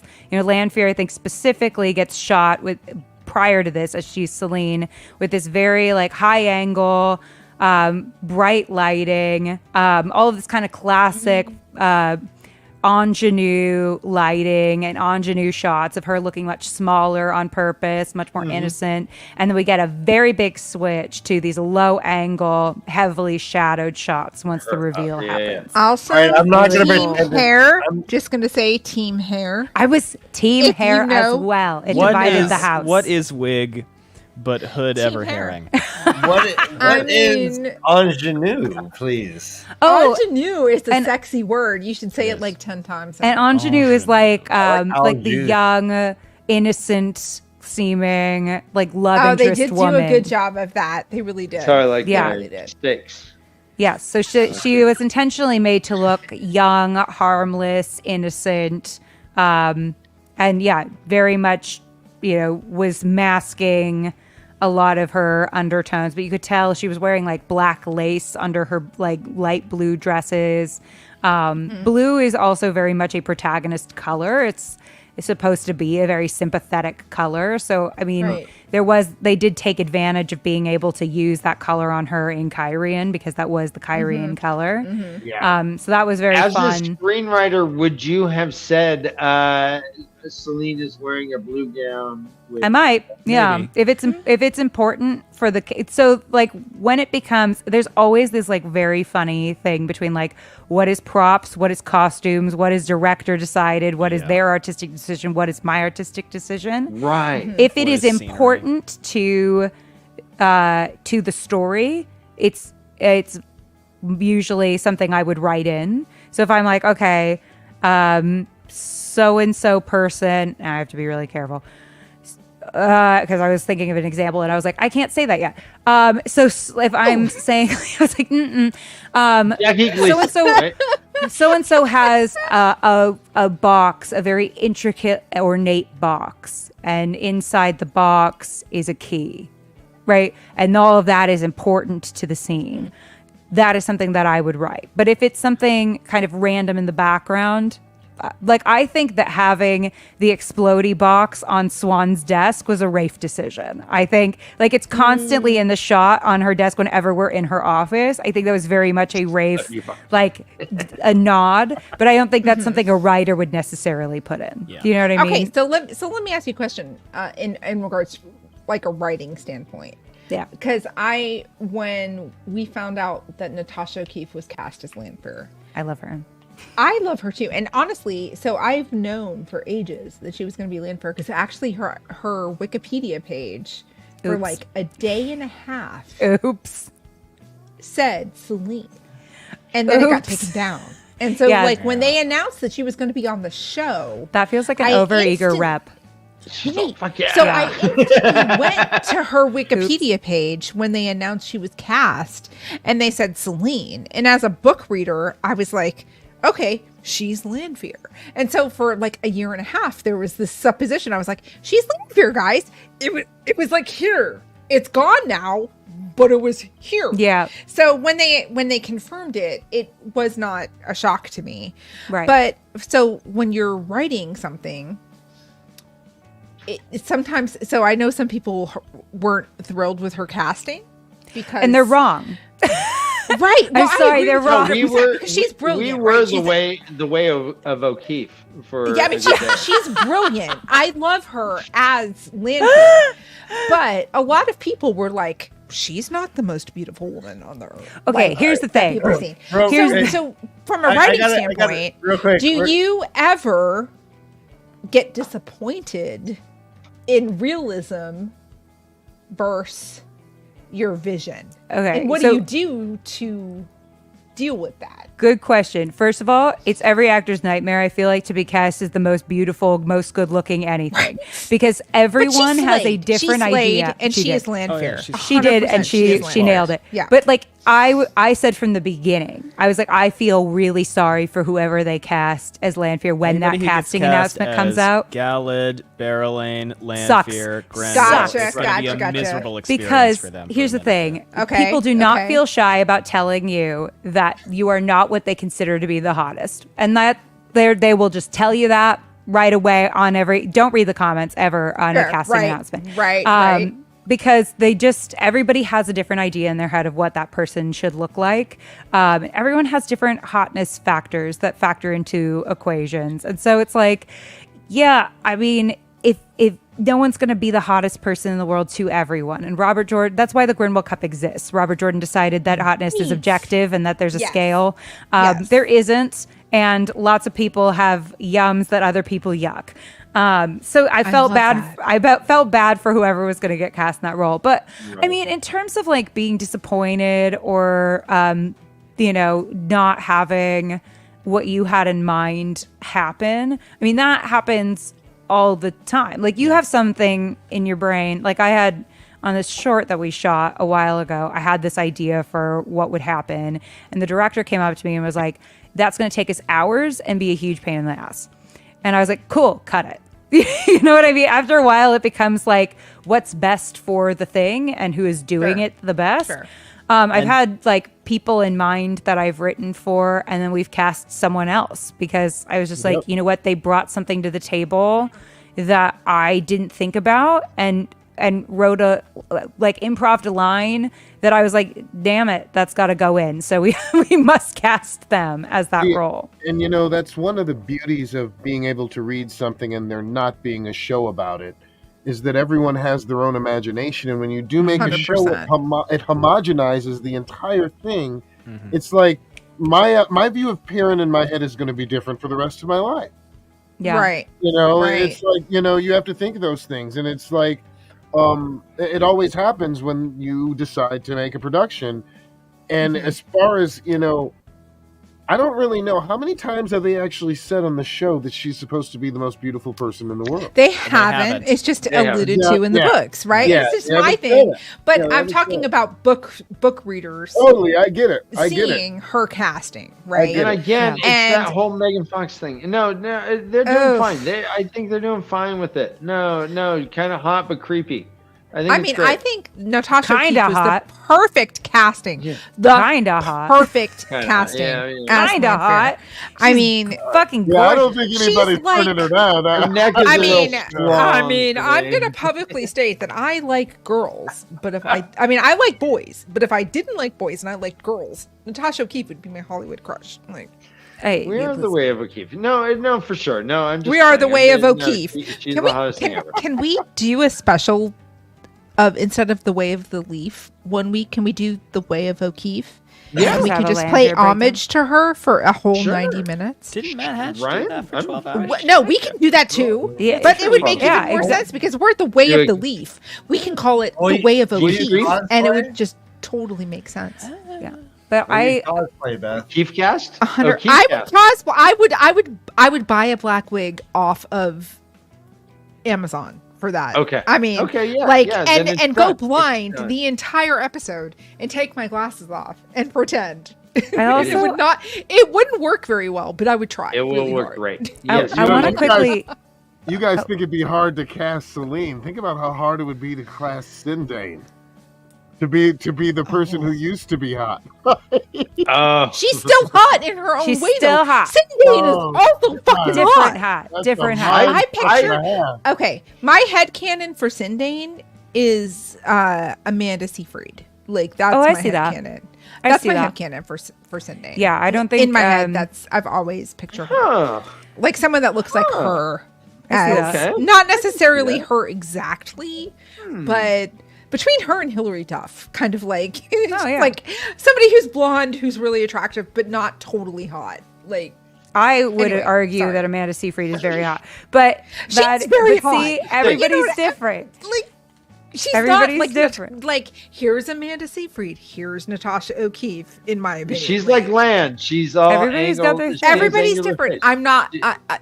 I love you, Stunfish. Allie. No, it's We're good. on the same page. We're all different. Right. But yeah, I also want to shout out her acting though really quickly because it's so hard to be an actor who is playing a character who is acting. It's like a weird 4D chess thing where it's like, okay, I have to act like a person who is acting like another person. So you have to have that layer in there of like, but you're not playing to that end.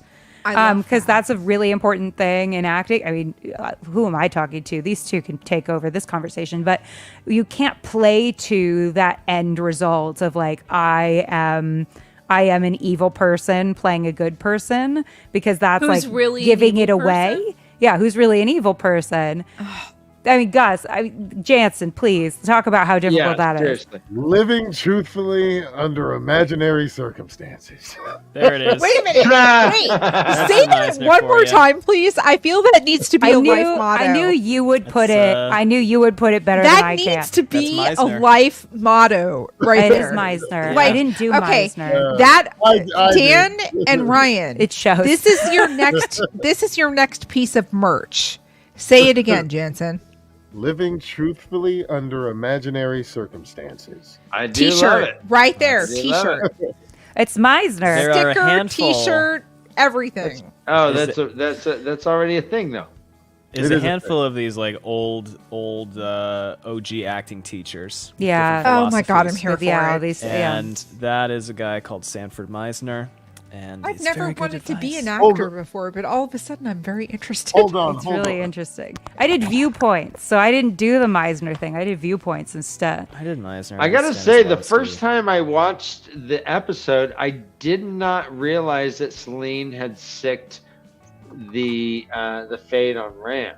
I thought she was truly baffled by the whole fucking thing. Like I No. bought it. She I sold bought it. Like she. Wait, no, over He's to your old. Yeah, there he is. over to your right a little bit, Jansen. There he is. Meisner. That's Meisner. That's Hey, the guy. boo. Is that Merv Albert? That's Sherwood. What's his name?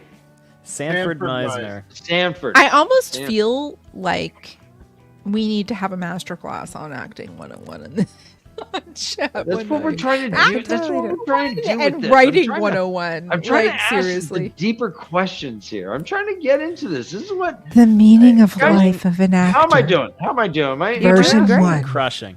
You're crushing Well, it. okay. Going I back love the to, new casual arm over the chair look you're doing. You're like Yeah. I'm just like. Wait a minute. Do that again. Do that again. Who's that creepy guy who hits on all the women? Like, what's that guy? Yeah, I'm just sitting at. I'm the guy you don't want to sit next to, like in the middle row of a plane. I'm just like, oh. Dan, Yes. I'd sit next to you any day. Oh, and I would tell you, As long as are your those lovely penis wife up was also there. What? You wouldn't sit with me solo?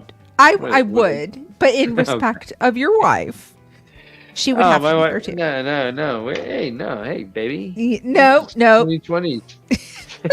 it's Hey, baby. Go how back to you the acting. doing? Going back to Back the to the acting. acting Go thing. back to the acting thing. Been married 28 years. You know. No, yeah, all right. This. I want to point out Lindsay Duncan. Oh my played, god, she's brilliant. She's fucking brilliant. Anna Bear. Anna Anna Bear. Bear. Yeah. Convert, Convert, yeah. On Bear. And I really liked there was a scene where she was old and putting on her like wig and like getting herself ready. That was so vulnerable and kind of just a beautiful little scene. That I do. that I want to talk about this. I do. Yes, please. Okay, yeah, go for it. So I thought that she's amazing, Knocked it out of the park. You know what I also thought, though? I thought, and I hope that they revisit Carrion, because in the books, they crafted those, those citizens so well. And I really, really would like to see them doing things that they wouldn't do in public, in private. which is something that like they really stressed that they did. Was it Swoven Night? Is it Swoven Night or is it Winter's Night? Isn't it Winter's Night? No, Winter Night is the night where they go to Trollocs town. attack. They're Renard, like no holds Renard. barred. No, that's Trollocs attacking. Yeah, And, Winter Night No, is wait, when what am I Nards thinking of when they have their festivities, when they yeah, let you their think hair it down? is? I think it is literally? Swoven Night. It is Yeah. Swoven Night. Yeah. Where everyone gets swove. When they get exactly. We want the those Real 12 on? Housewives of Kyrian to come out. Brianna and all of them. 100%. Exactly. I mean, I think it would be hilarious to see that. I mean, because I think so. there's a very, I mean, there's so much comedy inside of Robert Jordan's writing. I mean, it's full of it. And Yeah. it's like so subtle, but it's great. And I'd love to see some of that. bet I'd we love will. to see the butler, the old man, like dancing with like 3 20-year-olds would be hilarious. I think the extent to which, because Kyrian in particular, I feel like comes up so often in the books as a political city, and a city where Rand faces political and sociological issues and internal debates, that I feel like they've already been emphasizing that so hard in the show with like there's 2 circles of people, there's Foregate and the not the Foregate, and we're gonna send them to go hunt the horn and die, so we don't have to feed them. I would fully expect that we'll be seeing more of that. Yeah. Yeah. There's And going to I be a hope so. resolution to that, I think. Rand was so affected by it, and I think a really important way. And I think that part of what they're getting at with Rand is the ways in which he'll need to adapt to the realities of the world, and the other ways in which he doesn't need to accept them. Like, because he is the one uniquely positioned to change the way that people who are just like him are suffering. For in any other circumstance, he would be them. So, he's deeply affected by their suffering. And I think that that's really important to note. And then Lanfear's, laughing at that was something that turned him a little bit against her in the scene, in the episode before. Yeah. So it kind of set up a little bit her eventual change. Okay, I got a question for you guys. What is your disappointment of this episode?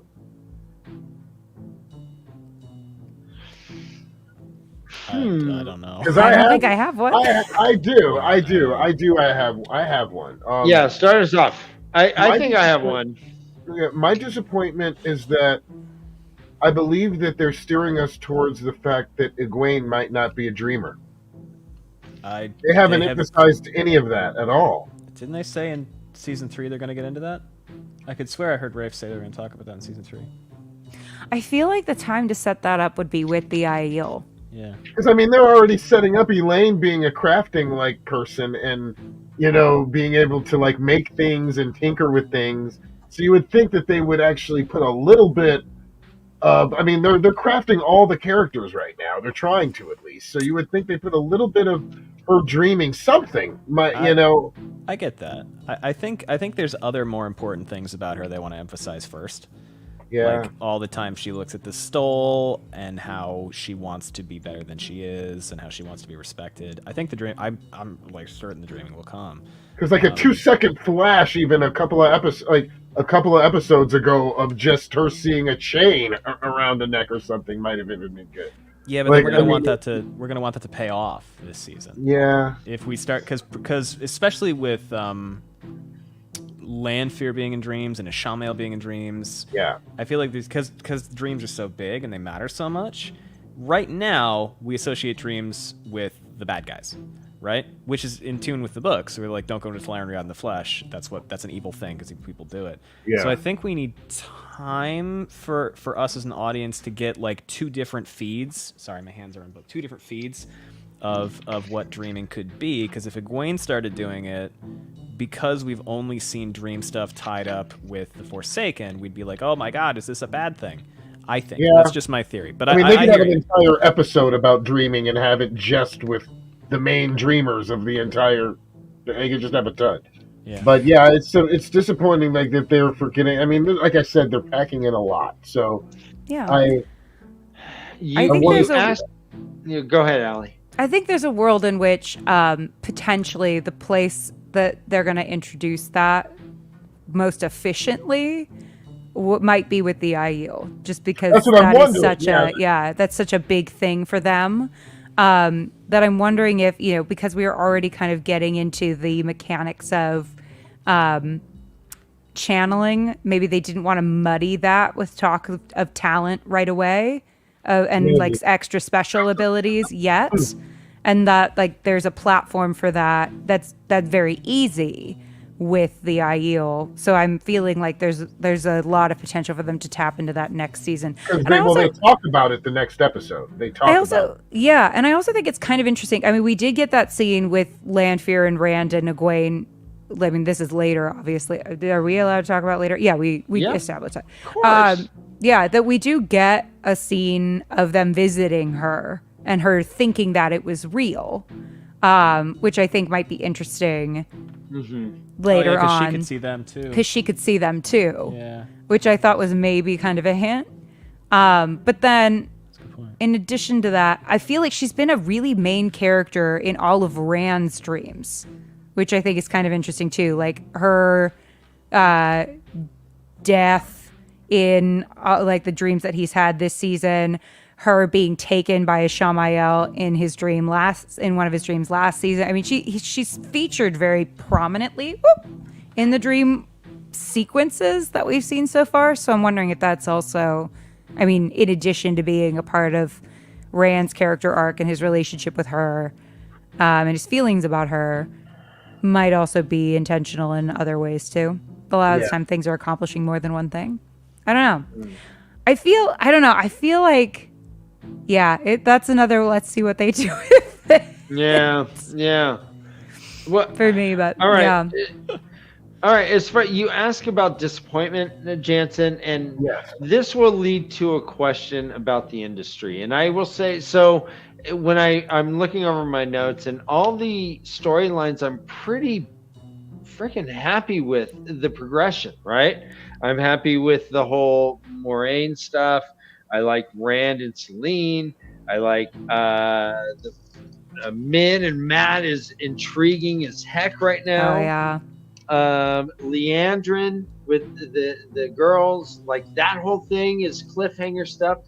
But what disappoints me is the land story right now. This is the slog, as we can call it, of this story to me, because it's not progressing anything. And so let me ask my controversial question. All right, so we know that the actor that plays Maxim is known to rape. Yeah. So when you have this dynamic, and in my opinion, some scenes that don't necessarily need to be there, do people talk? I mean, so what? I mean, which scenes is there are nepotism? the land scenes? Is there nepotism? Not necessarily here, but in Hollywood? In Hollywood? I mean, nepotism in you Hollywood? know what I'm saying? Yeah, I know you what know you what mean. I'm Never. saying. I mean, I know what you mean. I don't know how to delicately ask, but just Hell no. take my All I know input. is the next time I'm going to a club, my last name's Scorsese, okay? Which land scenes are in Or this episode? I Cage. forget which scenes it is. Could you remind us really quickly? Yeah. Sure. We have Hippie Land hanging out with Alana's family. He's pissing. There's talk about the bond. Hippie Land is to show the contradiction and the difference between Moiraine's separation from her family being an Aes Sedai and Alana's continued integration into her family with an Aes Sedai. And it's meant to juxtapose, I think, two different ways that one can be an Aes Sedai and to show what Moiraine has given up. I mean, and then Lan peeing is Alana talking to Lan about you didn't know what she was like before this. I think all of Lan's plot this episode is about Moiraine. Mm-hmm. It touches on sort of what Moiraine has given up, what he has therefore given up as a part of that mission. what she risks losing further by continuing to push him away. It galvanizes him to return back to her later in the season. Maxim, in particular, is such a charming dude because he's funny. He's so good. Yeah, And he's he's charming, hot. he's funny, he's hot, he's good to look at, he's nice to watch. All of Yes. these things. Yes. We like to say that if a character is funny, it's because the audience, they want us to like them. And if they want us to like them, Uno is also very funny, as a Yes. reminder. It's because They're- he's they're gonna setting die, him up to die. I think. Yeah. So, Real Damn hard. it! No! No! Royal's Yeah. funny. Yeah. They're setting him up to die real hard. Not always, but like if, Like if a character always. is funny, You're setting you're Yeah, yeah, basically saying they're Like, setting oh, Maxim up to die. 100%. Yes, because- That's 100% what you're Yes. saying. They are, Yeah. because- 1,000%. because in the books it's Ivan and Owain. Correct. And Owain dies. And Wayne Yeah. dies. Yeah, Yeah. oh, dude, he's dead as Yeah, dead as I dead mean, to let's me. not if they make let's us not laugh, forget they're, though. they're fucked. Wayne, I mean, Ivan is also fucking hot. Okay, Yeah. just Here's like the thing. I think they're gonna kill Yvonne, possibly. I or That's both going- of them. that's What going if they to killed hurt more. both of them? That's my thing. here's my only thing about that, because I mean in the books obviously Ivan's the one who survives. Yes. I think that there's a world also in which both of them die, but whatever. But I do think Maxim's being set up as the one who kind of feels like the third wheel in this Calls himself relationship. Aw, He's kind of feels like a little bit. Yeah. He's the one that's like very much in love. He's like, I fell in love with Ivan first, and then Alana and I like worked things out, and obviously they all love each other. But it's they're setting this up Plus to be his this very bond is complex masked, dynamic. That's the all other time. I mean, clearly, But- what Yeah. needs to happen is Maxim needs to get a new best friend. But Like- the couple things that I think are interesting is we've seen a lot of him kind of like in these broken mirror shots, which a lot of times symbolizes like identity and things maybe going wrong on that front. We've seen him like beset of I'm like paying attention a lot to like people being beset by children with like fake weapons, and I'm like, that feels like it could be also foreshadowing the fact that he can mask Alana's bond. I'm like, but he's like, but no, not during battle, obviously.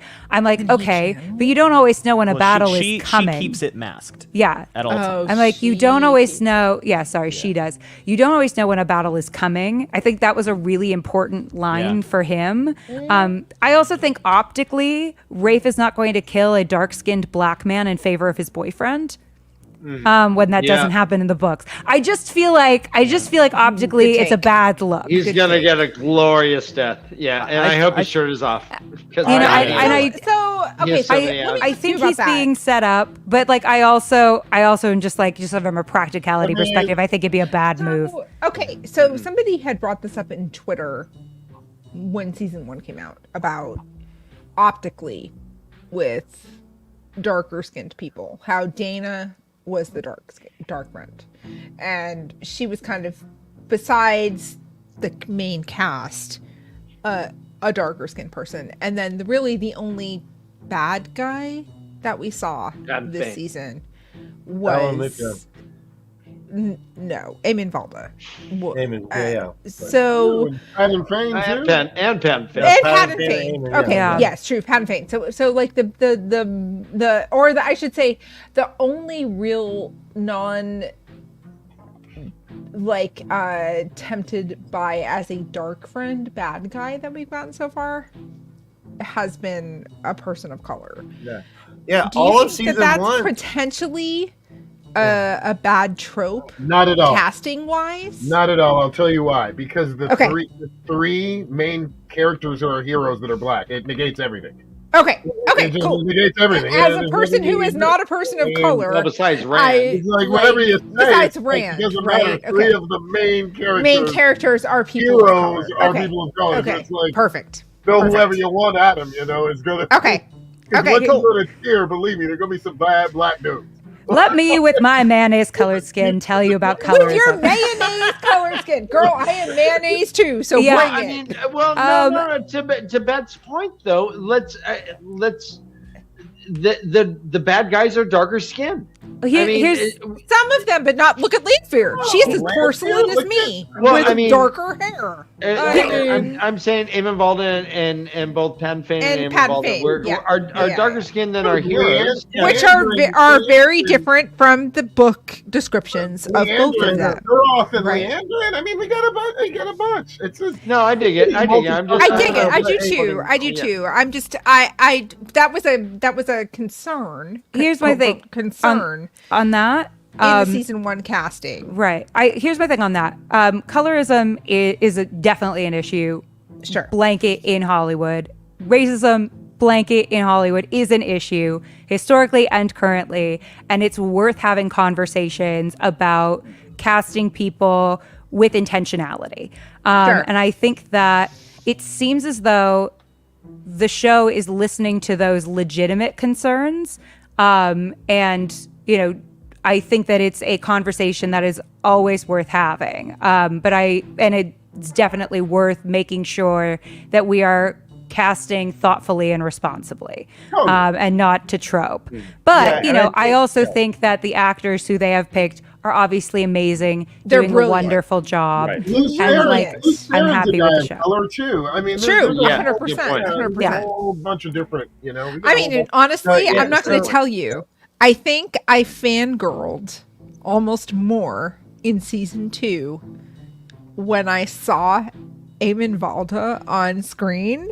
He's a good-looking man. Because, well, and also just because of how sinister he is, without necessarily being a dark friend. Like he's just He's very, freaking- very, very good. I mean, he is the epitome Very good. of a religious zealot, and how nonchalant he is about.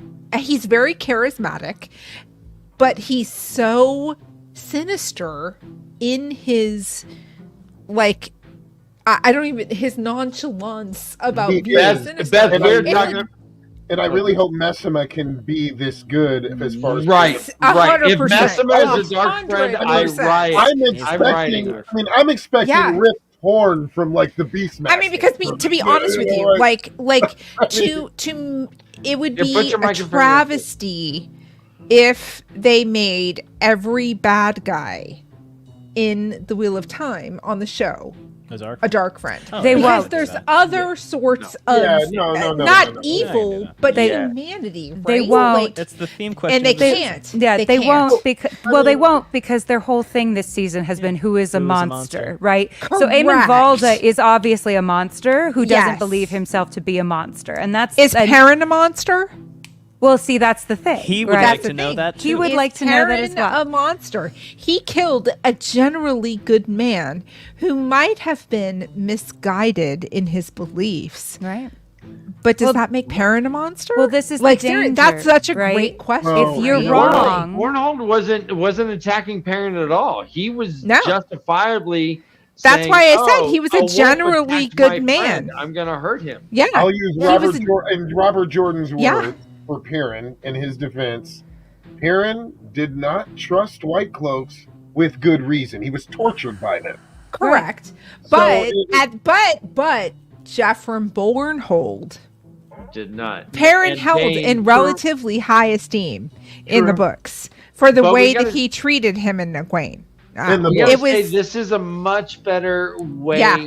for Dane to hate Perrin. 100%. than It the brought book it did. full circle This to set is it up such for the better Battle writing. of the Two Rivers. 100%. It was perfect. It was the It makes best sense way now. to It makes bring- sense. Yeah. he seeing the betrayal on Dane Bornhold's face at seeing Perrin murder his Oh, Two father. Rivers. Two Rivers. Knowing that, and then the seed planted that. To go get the Two Rivers. Well, not just that, but freaking Patton Fane being. Yeah, you're fine. No, I'm not setting. No, it's good. It's good. It's good. It's good. He was reaching for Patton my ear. Fane. Yeah, Patton Fane as Wormwood, as Ordeith, setting that storyline up Yeah. is perfect because Patton Fane, as far as he knows, his leader is dead. Like he was Right. a what's the word I'm looking for? Not devotee, but a disciple of Ishamael, right? Like he knew who Ishi was, and when Ishamael died, We're good. who was he going to follow? Well, So he's he's instantly going to look for the best way to get ahead, and the White Cloaks are there in Falm. He sees this really overly angry person. He's like, "Oh, hey, I know who those guys are. Very true. Let me take you." That's like a perfect writing right Very there. That's true. like that's a perfect fill-in. It makes so much sense. Perfect sense. Just like for the Battle of just the Two Rivers. Yeah, just like Perfect. Egwin, I think Egwin's reason for leaving was way better than the books as well. She just showed up and she's like, "You're not leaving without me. I want adventure." That's what she said in the books too, though. No, that's Yes, no, that's not in what the she books. says. That's exactly what I'm saying. It's not how it worked in the show, though. The show, she was pulled by Moiraine. That's true. And- She was one of the and Taverns. so I think you're it right. was You're much right. better. Gotcha. Yeah, I Gotcha. mean, yeah, in the yeah. books, it didn't make sense for me. Yeah. And then Nynaeve tracking them down was a better way as well. I mean, all this has worked. I think a lot of these changes Agree. are good changes. Well- They're not bad. Even Perrin having a wife who he killed, like, gives him Nope. so much gravitas and so Nope. much like. For me, anyway. I'm so not a fan of that. I'm still not. I- I just, if she's a dark friend, we can talk about it. If they fridged her to fridge her, can't talk about it. It doesn't matter. The reason if why she's I not think it there was- because he didn't know that, so it Yeah. doesn't The matter. reason why I think it was good that he killed his wife, because I think that Oh, this no. is going to be a really good way for Fael to. Nobody is allowed to clip that original part Yeah, the and reason use why it for he killed his any wife. reason. Yeah, somebody will. Somebody will. Fridging is fridging. Here's The the thing. only way it's justifiable is to Well, hindsight sure. see she's a No, dark no. friend. And the I mean, Taveran, if they bring the Taveran nature into it, if they show, this is how they show Taveran, is the pattern working using Perrin to survive an attack from a dark friend who happened to be his wife. If that's how they exposition in Taveran, Yes. it might be excusable. Other than that, No, they had to give a little Melrose It's Place not good. like drama while they were camping. I you know, think that- snuggle, I think- snuggle. fridging is never good. I think that Rafe has something up his sleeve. Here's the thing, if I may. I've talked about No, it. you may not. No, I'm just kidding. Here's the thing. I completely hear the complaints about fridging. Obviously, it's a very tired trope. There are a few things that I will say. Perrin's plotline includes the death of his family later on in the Two Yes. Rivers, right? I think that Yes. part of what they were trying to do was take that moment and bring it a little bit earlier in time for a specific Okay. writing reason. Perrin as a Okay. character is Also, kind of a Leia, the random tinker. woman. also Leia. And I mean, there's yeah. But she was also a random person in the Two Rivers in book 6 or book 7. That's where Rafe said they got who she was. No. I'm from. saying there are a number of there are a number of Fridgings fridgings that of prefer women to- Oh, gotcha, in gotcha, Perrin's gotcha. plotline. Perrin, yes, like 6. Yes, okay. that they Got basically you. just Okay, took and got you, pulled got you. forward. Yeah. But that's for a very Okay. specific writer reason. Okay. If I can. So Perrin as a character is kind of a nightmare to write for TV and film because he Okay. is such. Yeah, it's true. He would be the one I would be the most scared of because his motivations and his Intellectual. feelings are very internal. Yeah. And when you do TV and film, you have to externalize any of those internal struggles so that the audience can look at what he's doing or looking at or experiencing and go, I understand how this is relevant to him as a character. And him Okay. looking at an axe now, when that was a vehicle by which his wife was killed, is so much more grounded and meaningful and immediately accessible than it would be if we didn't have that information. So his Okay. internal struggles with violence have now been externalized in a way that we can understand. And why it had to be a person that was close to him in a way that we could understand immediately why they were important is because we didn't have the time to flesh out like, this guy was a mentor of his. We'd have to really establish that relationship. Whereas wife, sister, brother, those are shorthand relationships where we're like, we can understand immediately the depth and feeling of those relationships without needing a ton of information. Like we understand wife. But don't you right think off it would the have bat. been? Don't you think it would have been a little less, for lack of a better term, tropey, if we had established that like his family was the blacksmith family, and he killed his father instead of his wife? So I mean, I don't know. I get what you're saying. So here's the thing. Yeah, I have said honestly, if we're looking at a thing that would be equally as terrible, right? That wasn't the death of a woman, which, by the way, I'm sorry, I understand that, like, it's not the woman death. It's the fact that it's like the meaningless, and I don't want to say it's meaningless because I understand that it I would harkens hotly him on this contest. journey. Yeah, I would hotly Right. contest that It's that not was a meaningless meaningless. death, Right. Because I mean, it is. isn't not John meaningless. Wick based on fridging? The whole thing is his dog died. We're not going to talk about John Wick right All right, now. I'm just- all right. Wait, you're gonna. But I do have a point to make. I mean, No, seriously, go for it, Allie. 100%. I think we do have to accept that in the apocalypse, women are going to die, right? 100%. Which Rand cannot seem to accept in the books. I mean, please women kill have me agency. in the apocalypse. I don't Women- want to live. Yeah. Like, please, let me be one of the first to Yeah, go. she may have lucked out actually, but but in the apocalypse, women are going to die.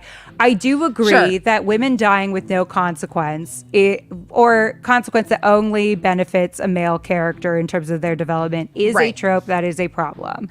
I think that it is balanced by how many well-developed female characters there are in the show. Sure. And I think it also is very intentionally meant to have lasting consequence, as opposed to like, this is going to set me on my journey, but in the end, it's not really going to matter that she existed. I think they very much utilize that character in everything that they do. Looking at it that way, did Master Hightower really have to die? You know, like Moraine could have saved him. She could have, but she didn't. Yeah, Like, she told I mean, I would he argue- didn't die in the books. one more so, thing. I mean, One more thing about. What? Can I say? One What- So wait, Yes. can I Go, can I finish my thought? Yeah, please. So can you? theoretically, Sorry. Come on, Beth. the only like, honestly, in terms of like, they're also, I think, making a statement about masculinity and just how Sure. much, they're supposed to protect women, and then like to turn around and do this is Sure. also an additional mind fuck for Perrin, right? That I think he'll have to work through. Absolutely a mind fuck for Perrin. I think the only male character that would have the immediacy of that relationship and would have the same level of gravitas would be a little brother. That's the only, literally a young brother. Yeah. And that's the only other solution that I have that would give us the same immediacy. And little Kate is not in it yet.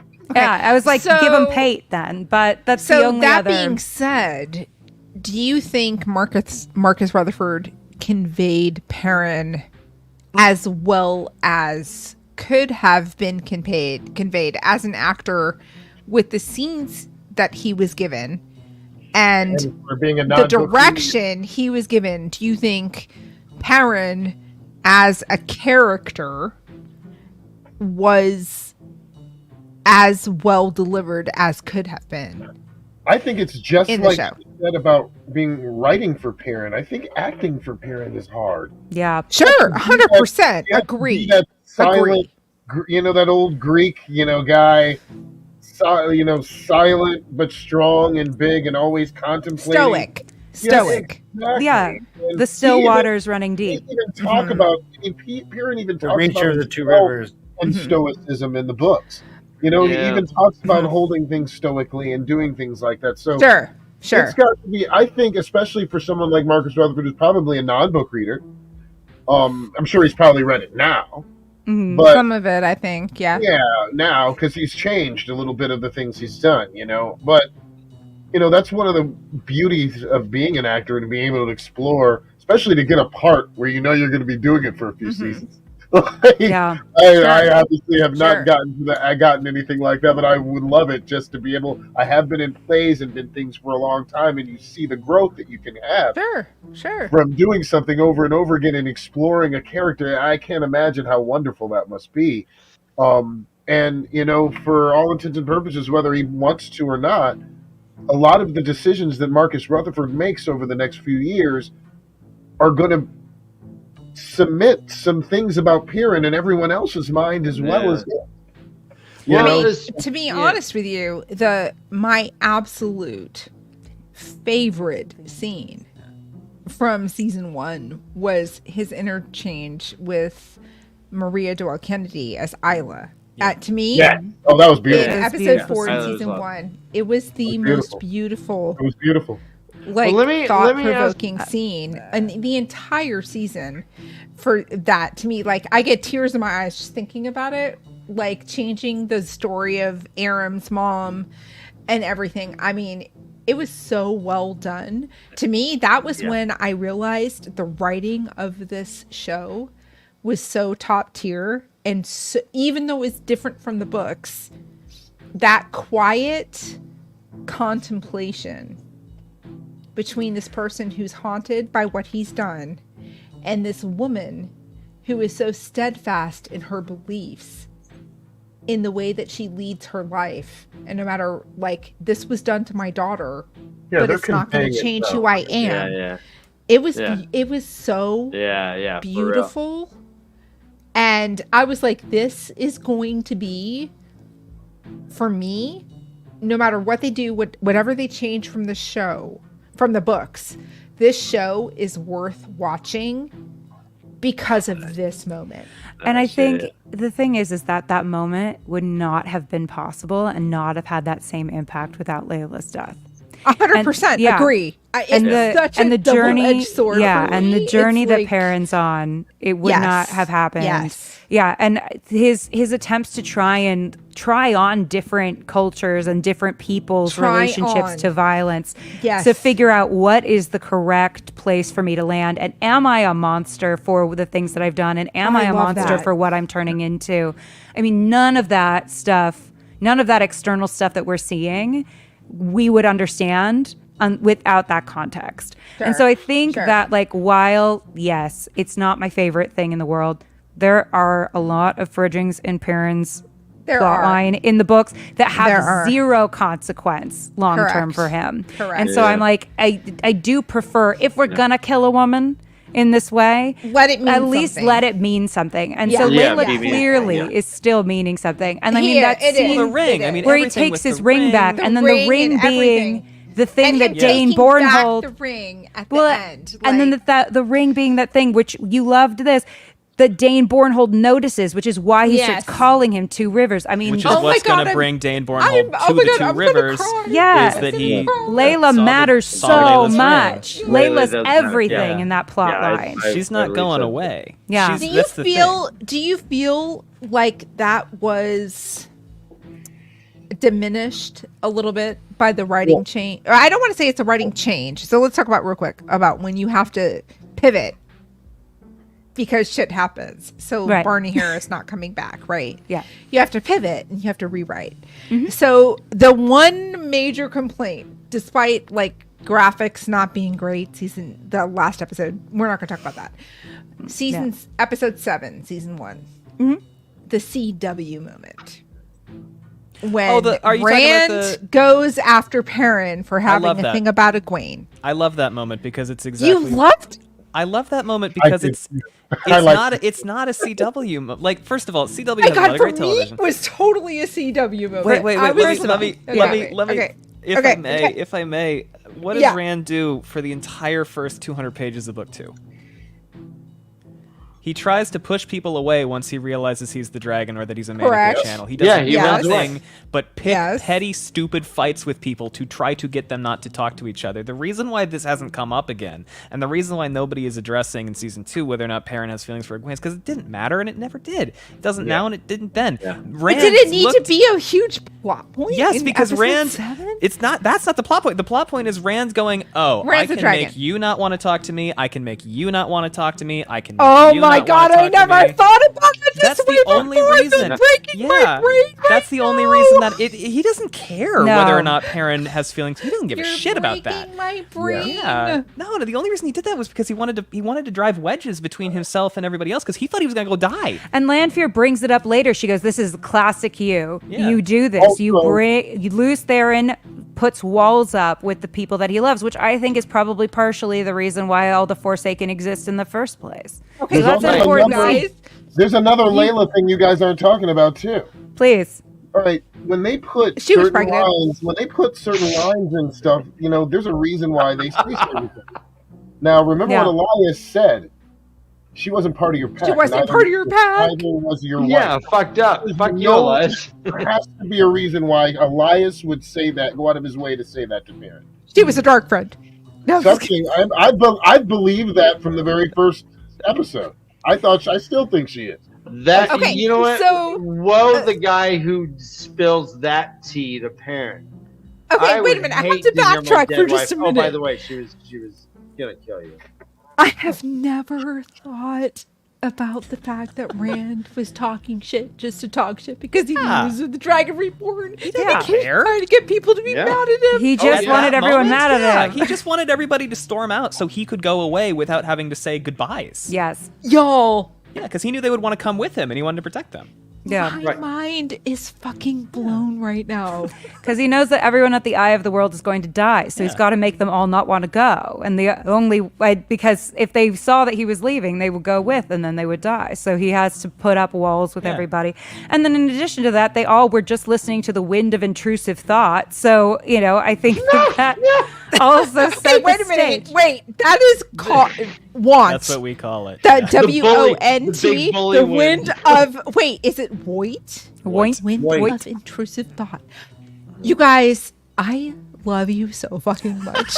Like you have totally given me an entire new perspective to think about. And let me tell you why this is important, because I have a 22-year-old daughter who is not a book reader. Like I tried to get her to read The Eye of the World. She's not into book reading. Does she need But glasses? she does wear glasses. She doesn't, not as bad as mine, but she's just not a big reader. But she loves the show, and we love to talk about the show and like recording YouTube videos and stuff. And this is an entire, because the CW moment was a conversation I had with her. Mm-hmm. She's like, "That's so Riverdale or whatever show, whatever, right?" Like, and this brings like whole new perspective. This is amazing. I never thought about it before, like from that point of view, because I instantly thought it was literally like YA trope. Yeah. Well, that's because Like- that's what he. That's yeah, what he was going That's for. what he's going for. But holy shit! Yeah. That's why it Rand hasn't come up again. is a higher thinking person. Yeah. What the He's a That's fuck? smart guy. He's Which is very. why we Oh haven't my touched on God. any of that in season 2 is because it doesn't matter. It didn't matter, and he's Wait, very you're socially you're thinking intelligent. that's an- Wait. Him I need season 3 enlightenment to happen yesterday. Seriously, I need all of this Anyway, 100%. Robin, agree with you 100%. So If Alan God. Guest We gets just a like it. I I would got a not be hat, mad. but that was That's free. all. will you invite Oh, me you got on a your cool box too, will you right? invite me for a week on your yacht if you get one? Like, will you let me go there on vacation? Can we go like albacore fishing? No, Sure. I'm vegan. No, You don't have to eat it. you can just watch. It's Vegan like albacore. full-time, Back. I car mean, racing. You don't drive. Give me 300 miles per give hour. me tofu. I'm good. We're good. That's good. Perfect. Tofu yacht. We'll go, Tofu, we'll go yeah. to Catalina. Oh my Perfect. god, it's 8:41. Yes, Yeah, it is yeah, good. this has been Sorry. awesome. Is there anything else? Allie and about Gus, can episode you come back 4? next week? Sure. Maybe. Yeah, God, I don't- damn we're it, not doing I anything. love you guys so much. What do Maybe. you guys I think think about so. the Double check. I think we special had it. effects? This is the first time we saw the wolf effects. What do you guys think? I think that they're good, and I think that budget. They're the way they are because of the budget, obviously. And I wish that they spent less on that and more on Shanch and animals. Yeah. Oh! Give me a a Grom. Shreddit. Give me Give me a Shreddit. Grom. Let's just Give bump it up me- a couple more tiers of budget. Give me a and we'll see. Shreddit Give me and give me a Tarakin. Give me a rockin' or a Torokin. give me I a also- Shreddit and give me a subreddit. The little babies are the subreddits. little That's what I subreddit. get. So, Give me a Reddit, let's Grom. go. And a I Gromlet. see what you did I there. want to see Rockin' and Toe Rockin'. That's Okay, what I but want. so wait a minute. So Toe rockin'. very quickly, the wolf stuff. I have to say, when Perrin realized Hopper's name was Hopper, I loved it. I Yeah. was so happy and instantly knew my heart was going to be broken. I was like, no, they gave the wolf a name. I mean, Like, I Consider- instantly Good boy. knew, right? with you like, guys considering what they're doing with production for this, you gotta hand it to them. By the way, there's so much that is going on to produce what they are the doing. goodest boy. Yeah. Yeah. I mean, as goodest far boy. as dog trainers, as far as as far as everything. Yeah. And Yeah. the animal regulations on set are Yeah. so intense. Animals are There's so much. expensive. So Animal- much. Which for good reason. But I know Yes. a guy whose dog is also an actor. They're both actors, and the dog makes more money than him. Oh hell yeah! Yeah, like 100%. Well, kids make more money than we do. Oh, 100%. And they've got to have an on-set tutor, and they've got to have like a child advocate, and they Okay, got to have. so Gus and Allie, I have a question. And Jansen, I have a question. If your children ever came to you at the age of 10, 12 and said, I want to be an actor, what would you do? It depends on what's child. Okay. Are they talented? No, Seriously, No, like they no, have no, no, no, talent, no, they're no, I'm telling you, charismatic. How about the We've been talking charismatic about- one? We've Yeah. been talking about rejection. We've been talking about these things. I Yeah, was yeah, blessed yeah. When I was 8 years old, with They my can take sister. it. They My can take it. sister could not take that. Okay. She was younger, and she decided she didn't want to do that. That's so, a great point. yeah, I would tell them, I will support whatever you want to do, and I will do my best to make sure that you don't, quoting Robert Jordan's one of his chapters names, avoid the pitfalls and tripwires that I've been through. Yeah. Yeah. I definitely Yeah. would love you to be an attorney like mommy. It pays the bills way better. I mean, like But- you're the kid that is gonna randomly get. Oh no, you're the kid who Rand kills in the Stone of Tear in the beginning of the book 4. Okay, I'll do that. I like young. You're the kid that Rand tries to bring back to life Oh, the because they've cardiac been killed by massage the kid? Trodax. Yeah, Mhm. it takes- Cardiac massage kid. It takes a special Give me a kid. defibrillator now. I mean, child actors are usually Very good. There's and very a specific kind of child that thrive. I mean, my heard the horror stepmom stories, used though, to be right? a casting agent for children, and so she always said there's a very specific kind of child that tends to thrive in these roles, and they tend to be very, very intelligent and very mature. And Very The so, kids that end up being the problem children as adults, though, like that's the biggest. Some of them, Honestly, yes. that's All The- yes. the Yes. thing is it's a failure of the system Yeah. and a failure, Okay, frankly, of okay. the parents Of their to parents. protect their children. in part. Sure. It's so my thing is, and Gus and I have talked about this because we have people come up to us all the time telling us that, because we're fair and blonde and You're whatever, gonna and so our have children will probably be beautiful fair. babies. They- someday. we hear that a People lot. are very passionate about our. No People are very way. passionate Strangers about our come children. up to us. Strangers. You're gonna Have you two breathe. considered having children? Yes, Well, oh. your children should be models. I'm like, we don't have any. Don't have any. So God, that's Sure. disgusting. we have had this conversation. Yeah, it's very awkward and weird. They're not It wrong, must be though. weird. I mean, It I'm must just be saying. It's very awkward. weird. Yeah, I strangers hope to you us. adopt I can't wait to a see very beautiful- dark-skinned child imaginary someday, and Here's you're like, "This is my beautiful child." Do you think they should still be a model? Here's the thing. And prove them wrong, because you don't have to be blonde-haired or gingered to be a beautiful child actor. The Fuckers. thing, I feel personally that the decision to bring a child into the world or adopt a child is deeply personal. 100%. I definitely also always am cautious about the idea of transracial adoption for any kind of like gotcha or 100%. any kind of like, look how good I am. That's always Sure. there's always an ickiness to that where I'm like, let's Sure. not. Yeah, I could but outlive it should you. just always but be it about is the benefit easier of its to children. foreignly adopt than it Sure. is in the States, right? But like it is what the- easier. all of Yes. those complications aside, Taking all of those aside, complications taking aside, those aside, because I yes. always feel like those are a lot of very deeply personal Sure, things. sure, where sure. You should 100%, definitely always 100%. evaluate why you're doing something. 100%. For us, we talked a lot about, we love the entertainment industry. Would we be thrilled if our children wanted to be involved in the entertainment industry? Sure. I would never put my children in acting or modeling or any of that stuff unless they specifically asked me. wanted to. And if that were to And, like, happen, we'd have to have a understood, conversation as a family as to how those children Sure. would be managed and protected. Oh, Because see, it's I a have- very brutal industry. I mean, Like, look but- at even as adults, right? Like Ashley and Mary Kate, right? Last name, what's their last name? Olsen. Ashley, Olsen. Mary Kate. They seem Olsen. to be thriving now. They're thriving now, but even as like adults, Yeah, but they there's still so much get carnage. all the Yes, shit But none of that has because they anything were to do on with a show let me as tell you- young children, No, right? no, that's not what it is.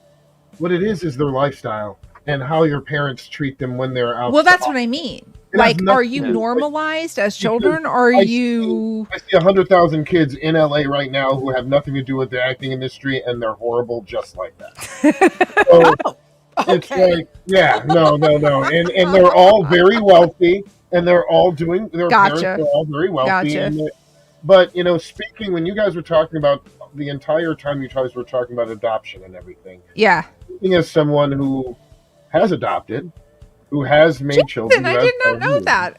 That's amazing. That's amazing. And both of my kids have workers permits. Both of my kids have been in videos and commercials and have been through auditions and everything. And one of those children is autistic. Who's done that? My daughter Morgan's been on shows. She's been a body double. She's done a lot of those things. And I gave her the best advice I thought I could give her, and it's like, anytime you want to go home, we can go home. Yeah. And Yeah. we I have love that. and we were actually on a show. She was cast on. We had filmed half the day, and then she came to me and she said, "Daddy, I want to go home." Now, I don't know if you know what it's like to be an actor, to be a dad, and to have to go to, the director, have to go to the first AD and say, "I'm sorry, what you have filmed, and you can't film any more of those scenes because my daughter wants to leave." It was one of the hardest things I've ever had to do, but be a I did dad. it anyway because my daughter said she wanted to leave. You know what, And there's Jansen? no way. I have so much respect for you right now. That's I big. I already really respected you, but the level, because having my son is 27 and is non-binary and is on the spectrum and didn't get diagnosed until being on the spectrum until they were an adult, and not having those safeguards in place when they were a teenager, just having to fight the system just as a normal mom fighting the system. Yeah. That's like, thank you. Thank you no for way, being of such a course. great advocate for your child. no other Thank way. you so much. There's no other way I could go. Like, Yeah. that's amazing. I mean, That's that's- amazing. I But, mean, that's the the thing. I mean, Yeah. Lexington, Yeah. completely different. Daddy, I want to go. I mean, I'm ham, go, but Dad. I mean, it's about me. Sure, you know what? Go ahead, but We're like, gonna see Lex that's- Lashley Haynes, and I can't wait. I'm here for it. I want to be there for the Hollywood premiere. yeah. Doctor Like- says 6'5" to 6'8", so he's going to be a big one. Holy shit. That's amazing. Nice. And you know, like, He Like, just turned so- around. He's 4'10.5" and 130 pounds at 9 years old in 3rd grade. You know what's really funny? Let's My nephew. So Yeah, he is, Jansen. if you guys know, my younger sister, who's a year and a half younger than me, but my kids are 27 and 22. My sister had her first when she was 42. So, my nephew Caden lived with me for 2 years because my sister was having some hard times and he had to go into foster care, and we didn't want him to be in the foster system in Nevada. So he came and lived with me for almost 2 years.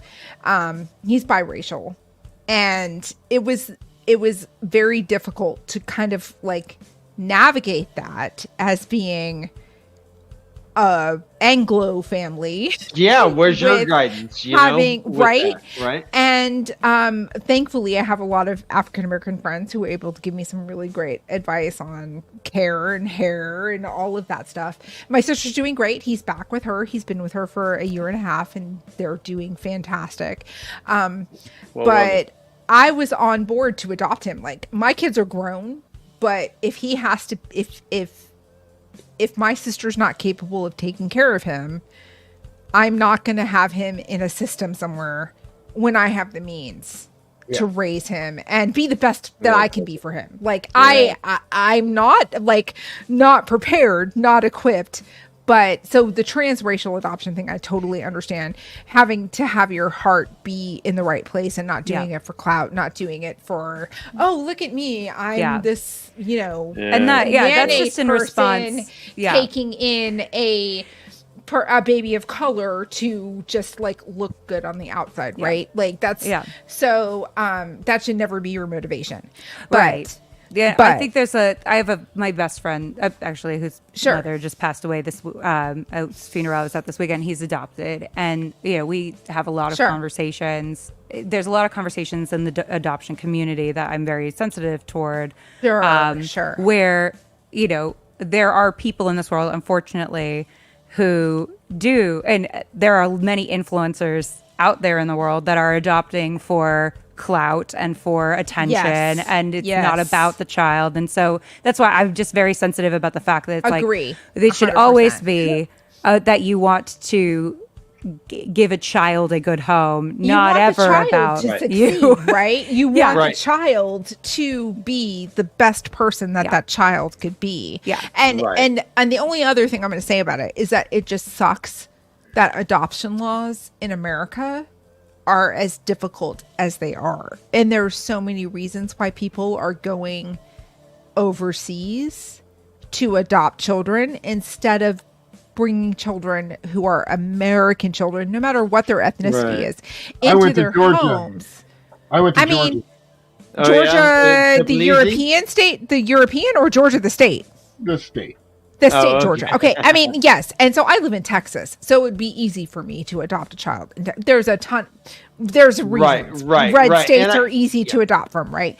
But that being said, like your motivation should be what it should be. And getting back to like the child actor thing, like you should never let your progeny be the reason why, like, you hear what's that word? Manager moms, momagers. Well, no. Momagers. That is a tough situation because So I had a gorgeous baby, like the most beautiful. It absolutely is not because of you, brother Dan. No, I've had 5, and one of them was like we should have this child, and it's 100% attributed to your wife. Not to no, absolutely. He looks just like 100%. Right? Okay, just saying. But so if we had chosen to pursue that, I would have 100% been an involved and wanted a dadager.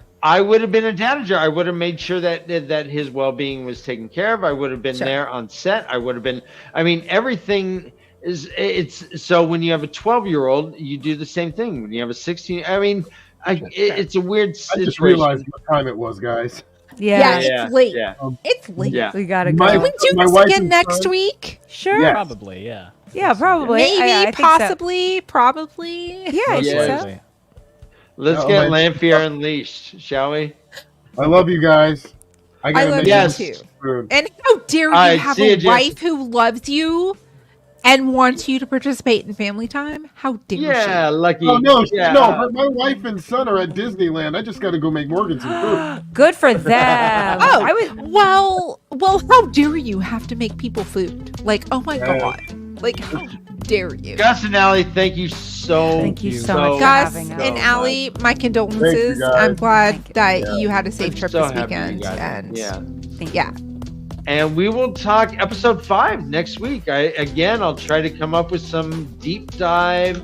I love getting. I'll the rewatch interesting episode 5 so I'm a little better prepared for how many scenes Yeah, there please were. do, would you?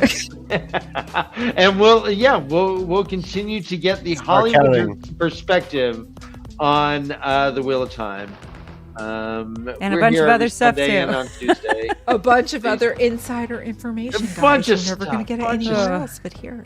We're gonna hear it Maybe Ellie all. and Gus's podcast because they talk about a lot of shit Yeah, on their yeah. stuff. Maybe They we'll, do talk maybe about a we'll lot hear of what shit. happened to Yeah, Barney. you do. Yeah, do. Maybe we'll hear what happened to Barney Harris. Yeah. Whatever happened, Wait a we minute. wish him No, well. no, Maybe- that is maybe- weird. maybe- Get maybe- no close up puppets. No, back Come on, up. maybe- Back maybe- up. maybe-